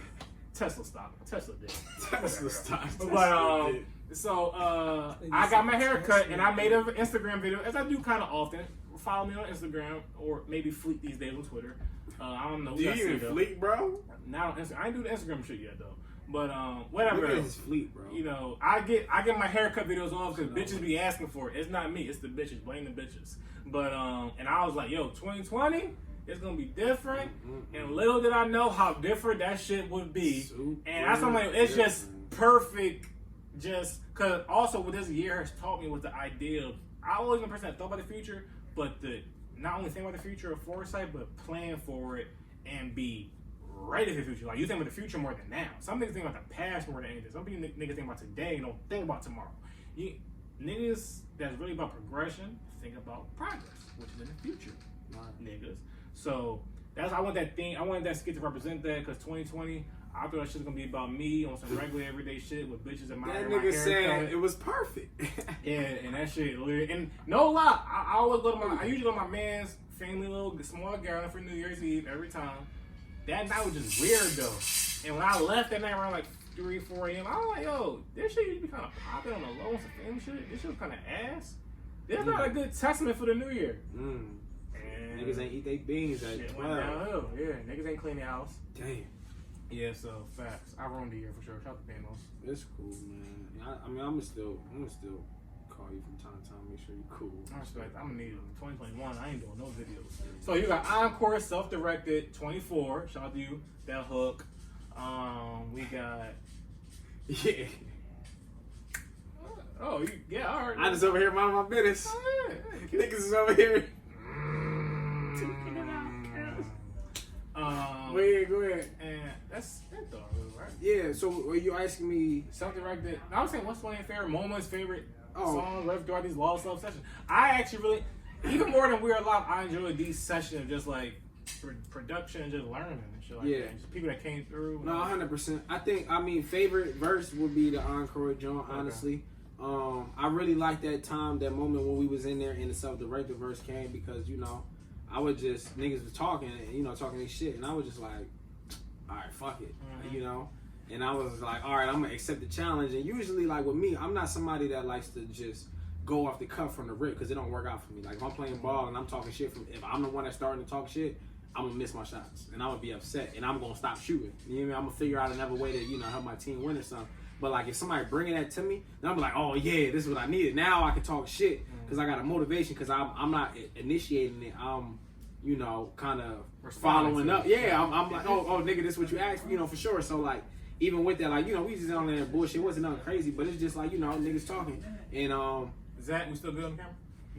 Yeah, for sure. So I don't know, I just remember I remember the one time just like standing in front of the mic and feeling like, damn man, I've been standing here too long. You know, I started giving myself a little bit of doubt, knowing, you know, I know who I am and I have full confidence in my abilities and what I do, but I also know now that I'm the type of person who's like, yo, if you ain't feeling it right now, then that's just what it is. But because I accepted that challenge, the competitor in me and all that other shit, it's like, you can't just walk away from the mic after being here for 10, you know, 15 minutes. Nigga, you better, nigga, who are you? You know, so it's just like you rise to the call of, you know, that you do to yourself. And I really appreciate that about myself. You know, I kind of judge myself harsh. So that way, before anybody else gets the chance, I'm like, all right, you know, I already dealt with it. Before I call you ass. Yeah, before you call me ass, I call myself ass. So that way, it's not even gonna. I don't gotta look at you like, man, fuck that nigga. I don't even fuck with him like that. It's like, nah, I called it. So you know, I'm very, very, very harsh with myself. So like, just to be able to. I'm corporate ass. Nah, yeah, I'm not trying to hear that shit. That's why you kept it, because you had a whole plan and you rock with me. You feel me? So. Super facts. Nah. But yeah, just with that was a good moment for me because it's like, yo, wow, like I just was like. I figured myself out in the moment. That's just all I've been trying to do for like the last couple of years. Which is like, yo, who am I, nigga? Like, what do you like? You don't never stand on nothing. You always, oh, if you cool with it, I'm cool with it. But who are you, nigga? And you know, you're one of the people that I admire with that because it's like, wow, like this is why I fuck with this nigga. Like every time he talk, like he don't give a fuck what you're talking about or what you agree, what you don't agree with. This is how I feel, you know. Just the same way, you know, my other friends is like, I admire that about the people that I hang with. So it's cool. So you know, just the. In that moment, feeling like that, but then like, how do you feel, nigga? And then I started talking about shit that was actually on my brain, and I've talked to you about in other conversations. So it's like, you know, cool that it all tied in. It was just a moment. So every time I hear that verse, I just be like, wow, nigga, you was really like just 100% you, and just I like to learn. I learned, well, not that I like to, but I appreciate learning from myself when I rap. You know, that's a big thing that I do. Like the raps are for me more so than who I'm giving it to. But it's the fact that like, oh, I fuck with it to the point where it's just like. Wow, like I feel really, I get excited when this shit is on and I feel, you know, ignited. Then it's like, oh yeah, y'all can have this shit because it's doing something for me. So that was one of the that was a verse where I was like, cool. Like I think I did on the First Love. I did one like that with the Kane John, First Date. John, yeah, and that was cool. But but that was just like that was me sharpening my shit. It was like, all right, I know what I want to do. I don't have to get like super in tune, but it's just like, again, you know. And I give you credit. You saved something. You said the present for that song because it was just the Kane hook, shout out to Hollywood Kane. Yeah, for sure. And Old didn't come in yet, so it was just that reference hook on there, and you kind of set the tone for that flow and that bop. And I feel that really complemented the whole song to really make it what it is. Yeah, for sure. And that's what I be trying to, like, yo, look, we trying to make songs, nigga. Like, I'm trying, like, what can we do to make the song? Like, I need to hear you to help me out, or you need to hear me to help you out. Whatever we got to do to make this product and get it the fuck out there, because our goal is the same. Like, you know, again, removing that super, like, I'm competitive, so fuck you. It's like, nah, like, let's, you know, we can get in cahoots to, like, bam, I like that. All right, bet. Let me bop, too. Gage, can you pause it? Keep both of them. Gotta take a super. What? Pause. Yeah. RightonQuelive and we back. RightonQuelive, we back. That's beside the point. Max, so what are some of your favorite moments or favorite songs or in general about the Lost Love sessions? I will say before you even get to that though, of just like, again, back to my point, or like my language is, like my sentiment, I'll say, when niggas be like just not giving certain things their proper credit, attention, and recognition, I just feel like, again, it's impossible to dislike everything about what's being displayed at one time. So again, you could think Dave is ass. Dave is ass. But it's just like, he ain't, the beat he's on is not ass. Because you picked it or I picked it, though? I picked it. I can't speak of his music. I ain't producing his music. I don't know what's going on over there. Yeah. What the fuck going on over there? No, but in general, what you listen to is like, I feel most people, because we just in microwave era, people don't really process information. So whether it's your album, whatever, it's like, break this shit down. Max is good. Max, again, I've had my own opinion, but he actually, like, I would break it down to like, what is this beat on a 1 to 10 scale? What is this rapping ability on a 1 to 10 scale? What is this concept, originality, all this shit, whatever. Niggas would be like, oh, I mean, if everybody else ain't talking about it, or if it ain't popping, it's not worth that much thought to do it, whatever. Whereas it's like, no, if it's art, if it's creativity, it deserves a true process and time, whatever. So, you know, when we are alive, niggas had a lot of shit to say about Max for whatever various reasons you want to say, whatever. Max could be the worst rapper ever heard. That's your opinion, whatever. But I'm here to say that whatever you think about We Are Alive, I think he displayed, I don't know, you fucking Ops, Team Z. I don't care. With you, I don't care. I don't care. Fucking Gerard College ass niggas be like 4, 13. Anyway, but so anyway, like, to me, as Dave was the MVP of We Are Alive, Max Ali is the MVP of Lost Love. Because not only did he write almost half of First Love, was write half of it and arrange half of it, whether it's writing shit, arranging bridges, doing skits, all type of shit, writing. Actually, first time, one of my favorite songs of the whole Lost Love sessions, Hollywood Kane and Ty Lee, a woman and a man perspective, duet, freaky type shit, whatever, you know, have a kid type shit, you know, not really, shout out to Queen, but yeah, like, he wrote that entire song. Like, that's not a regular feat. Like, niggas be out here just rapping. Shout out to Philly. The Philly sound, I feel you got like either Uzi shit or nigga just rap over like DC4 sample type beat, Blue Notes. That's what niggas do. G Herbo like, Meek Mill type yeah, beat. it's like, oh, we got a sample and I don't know where that sample came from. I'm gonna rap on top of my fallen soldiers. That's cool and all, but it's a little bit more complexity of just thought here, execution here, whatever. So I was like, no, we're not gonna just rap. We're gonna rap about an actual topic with an actual concept, with actual chorus. Also with a bridge. Niggas know what a bridge is. We do bridges here. It's a little different. So just acknowledge it for that being so, whatever. So he wrote a lot of shit, and he was rapping to a high ability. He like, I don't like Max. Cool, but you can't just say, if you look at his lyrics, like, this nigga rap my shit. It's not facts. So I'm here to give him his flowers and his credit, because he is the MVP of Lost Love. And with also some other pivotal points, but mainly him, these two albums in this moment would not be possible without his efforts, talent, and greatness. because what he displayed and what he I showed. knew he wanted to crack a joint the whole time. I was waiting for it to go That was ahead. funny. Greatness. I've never seen anybody do that much talented shit in one sitting. And also, I'll say, just for the total thing, we did 3 albums in 1 month. It's not a regular. And he responsible for almost all of the content. I just produced, visualized all that shit, whatever. He was part of actually. If it wasn't for him, I wrote a few hooks at the end, at the finish line. I started catching the ball. That's the facts, not a theory. Shout to self-directed and first and last. But learned it from him or soaked it up from him. He was doing the heavy lifting. I feel he kind of caught. Again, we all learn things from being around each other. Starting with the We Are Alive shit. He wrote the All My Life hook. He helped write the Be Mine John. He wrote Save Change. I feel that carried over into these sessions to really be on some shit with first lessons, first trip, first time, to this day. And then of course just his actual rap verses. So what are your thoughts before everything we went through with these 2 albums, sir? Yeah, one, make sure we got that because I'm going to use this. But yeah, so I really appreciate it because to me it really just be about the music, and I think a lot of times when opinions get into it, they take away just like the music that was actually created. So I was happy that like the artists that came through, it was just like a creative environment. We literally all learned from each other, and I talk about it. The funny thing too is that I really think you really the MVP because you put it all together, and I think you just let me have free reign where it was like, you sent me something and it was like, yo, what do you hear on this? And I'm like, yo, I hear a singer. And you like, well, what do you hear? Because you could have been like, okay, you hear a singer, let me find a singer. But you was like, no, what do you hear?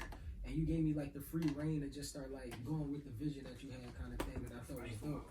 So I appreciate you for just letting me tap more into that and just like write songs. And then I appreciate the artist for like hearing me on a reference because I can't sing and understanding. Hell no, sounds terrible.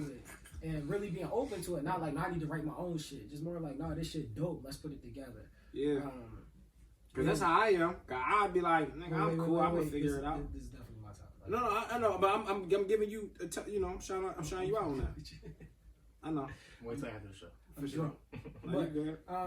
But no, real shit though. Like I think we literally all learned from each other. We all benefited from each other, and like.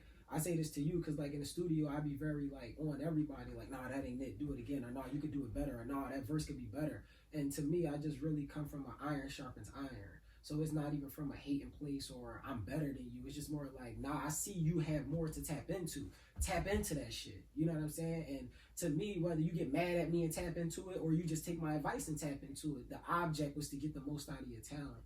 And for me, like, that's why I don't really... Like, I'll be more into the process of making the music and getting the music finished and getting it mixed. After that, when people just got their opinions, I don't really give a fuck no more because the music is what it is. And I feel like regardless of how you feel, what you feel, where you feel, it's undeniable music. It's good R&B and hip-hop at the end of the day. And I think if that's what we want and what we want in the culture and what we want our culture to be pushing forward is just people that can naturally sing, people that can naturally write, people that can naturally rap, people that have natural great ideas, people that can naturally make beats. If we want that to be our culture going forward, then we just need to acknowledge those moments and just let it be that. It don't have to be, yeah, but this rapper could have been better, or you could have put this singer on this one and not this. Like, is it good music? If it's good music, shut the fuck up and let it be good music. So that's more my point. But to answer your question, what I really took from it for me personally, like, you already had the albums going in, so we did your albums and we recorded my album at the same time. And for me, literally the last week we was recording everything, my dad died. And the moment that I take from it was like, I would have went crazy if I couldn't just come in and lock in the studio. Like I would have just been, I don't know what, you know what I'm saying? Like, so just having everybody there and like nobody really knew, but just probably you. And having everybody there and everybody just making jokes and listening to music and laughing and watching basketball and recording, like all of that just took my mind away from it in a way that like, I don't know if I could be at this better place with my dad dying if I didn't have that week. that it was just like, yeah, because it was just heavy. It was funeral and people reaching out to you and all of that. So just to be able to come in here and turn my phone off and just lock in for a week, and niggas didn't know. Niggas wasn't bringing it up. Niggas wasn't talking about it. Like, I truly needed that for my mental health. So that's my favorite thing, that it was just like, it was just such a, like a conjunction, if that's even a word, of just like ingenuity and artistic vision and like talent just going, that like when I came into it, I was just automatically locked into something else. Like the world wasn't happening. You know what I'm saying? So that's my favorite part of it. Yeah, I respect that. And I ain't mean to make it heavy. I'm sorry. no, that's facts. Yeah, let me just call Lena real quick though. Let's get a little break out of that real quick though. Shout out to the real MVP of everything. You know, she responsible. Hey, Ma. Yeah, you 4 for 4. I would never. Yeah, so nothing's wrong. Queen is okay. Yeah. So, wait, are you still in my house? No, just her. Oh, okay. Yeah. So I'm during the podcast. You're live on Oh, RightonQuelive Live for the first time ever in RightonQuelive history on the mic. Okay. Yeah, bro, I need you to have a little more excitement in your voice, Mom. You got Big homie. Yeah, you gotta get it. Yeah, so a lot of people say, how's it called RightonQuelive, but you don't do live and this and that. So your last episode, the 4th time in 4 years, when I announced the retirement of RightonQuelive, people was like, what the fuck? This is da-da-da-da-da, da-da-da-da. And I was like, I did 4 times in 4 years with my mom. I'm kind of cool with that exit. I think that's kind of a little poetic justice. I'm not responsible for anybody know me and my mom know that I get my personality and my thoughts progression shit from my mom. So why not? Fuck it. Fuck y'all niggas. Well, I kind of need to do one more or whatever. So I felt the need to just call you as far as some other people to be like, any last thoughts on RightonQuelive, what you think about me with in relation to the show at least, and just the show in general. Anything you want to say? Well, the show was great, and I agree with you that you have done everything. You had enough guests that you helped. They have not reciprocated. Just to let you know that. Talk that shit, Miss Lena.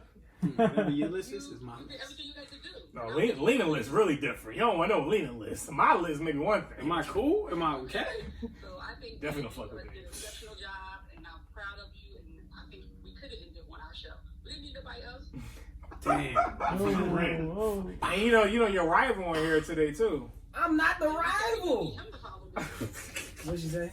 We definitely need him to follow me. I'm not the rival. Well, wait, we got Bro, your man you cool with though, Dave here. What's up, my dukes? Hey, what's Can up? you say hi to me? Can you say Max? Oh, Okay. Here we go. Answers that question.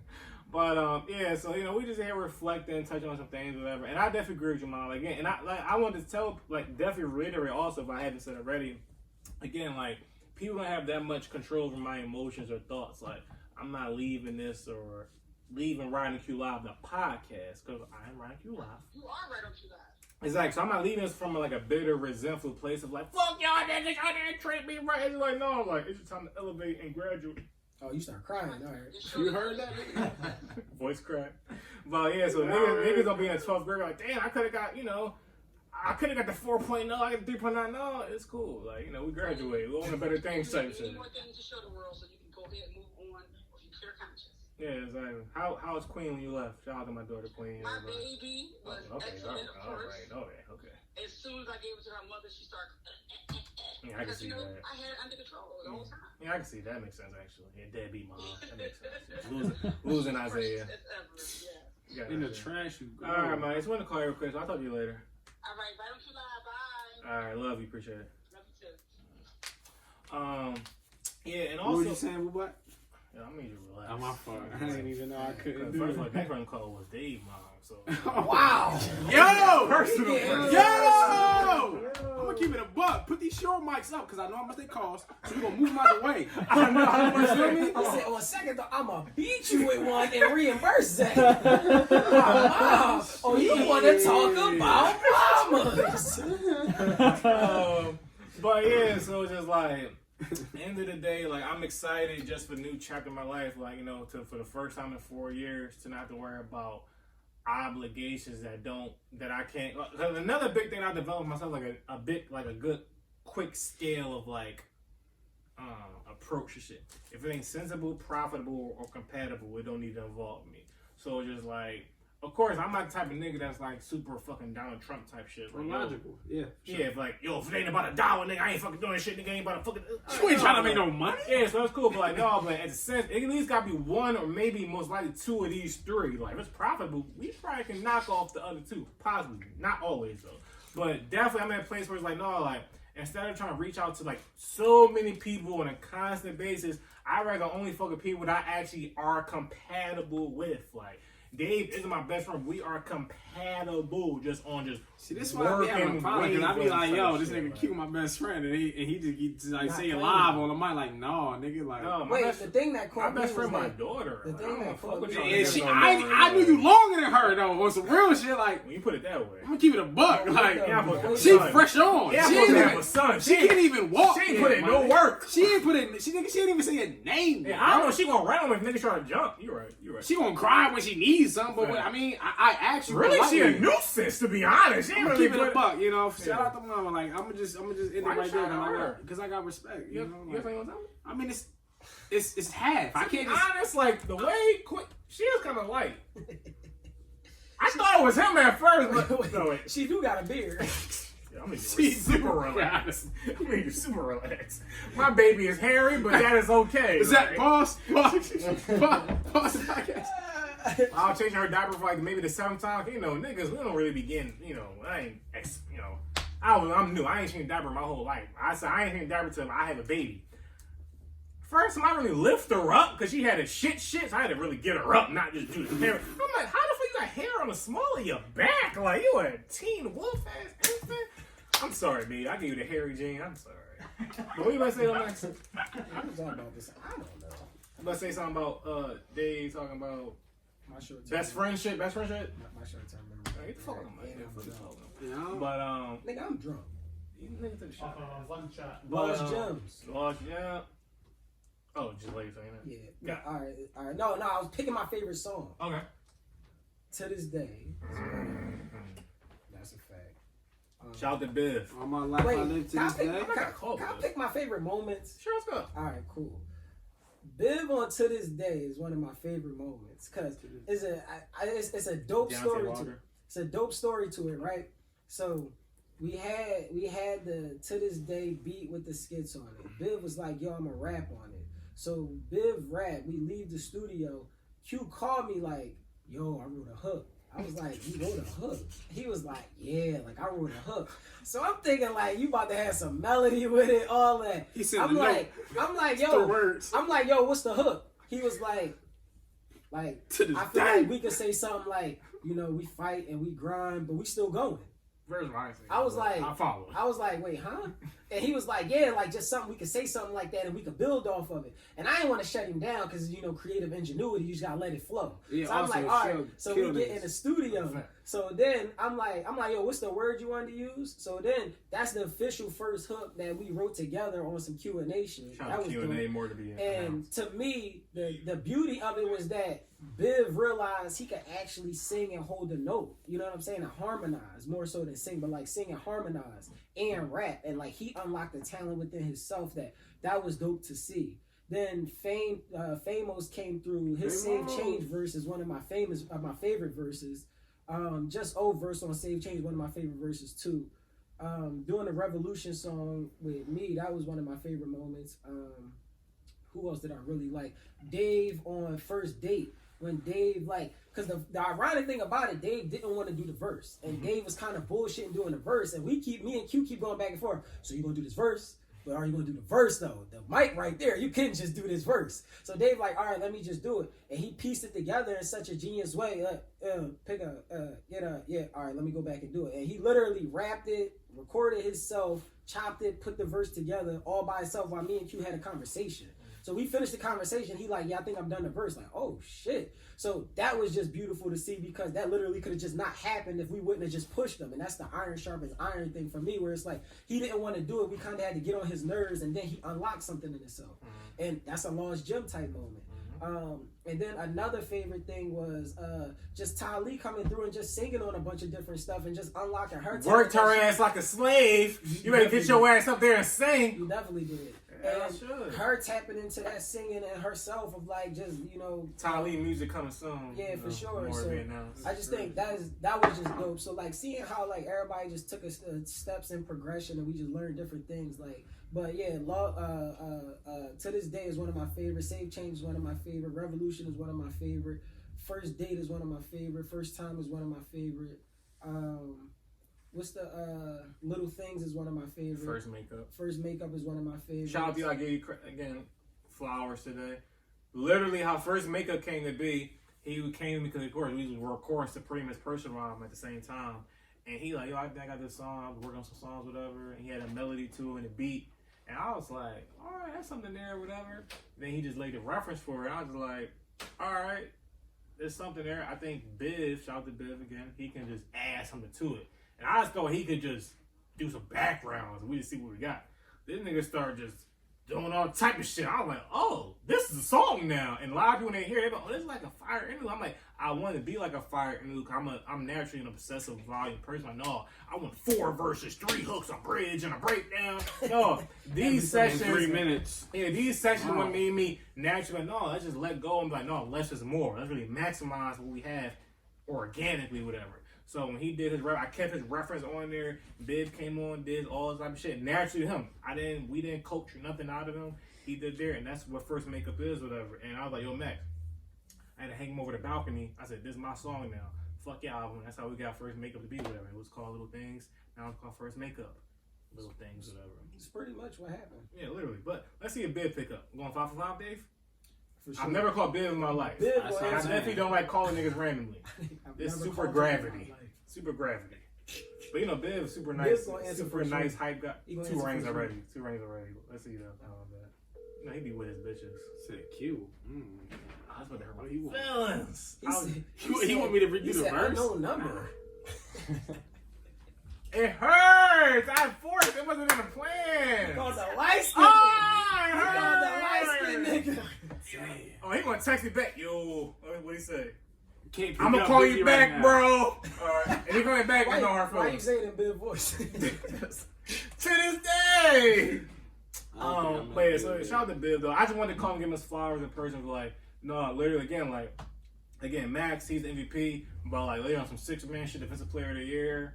Like Biv, Tali, and I give Hollywood King like some 6-man shit or 6-man of the year type shit. But like Biv. Oh, niggas is crazy. Yeah, he Tyrone Hill. One shit. Bro. But it's like, no, but like Biv and Tali. Like, I don't get no buckets, Gage. I don't know what's going on. Biv and Tali, they definitely like saved some shit, whatever. And Hollywood King definitely put this, like really stamped it. And Dave got like 4 rebounds. It's at some picks. Yeah, for sure. Crazy. My favorite moments out of the whole session was Oh wait, let me ask you. What's your favorite moments from the first love sessions? First love, especially. And what's your favorite moments from the Lost Gym session? Okay, yeah.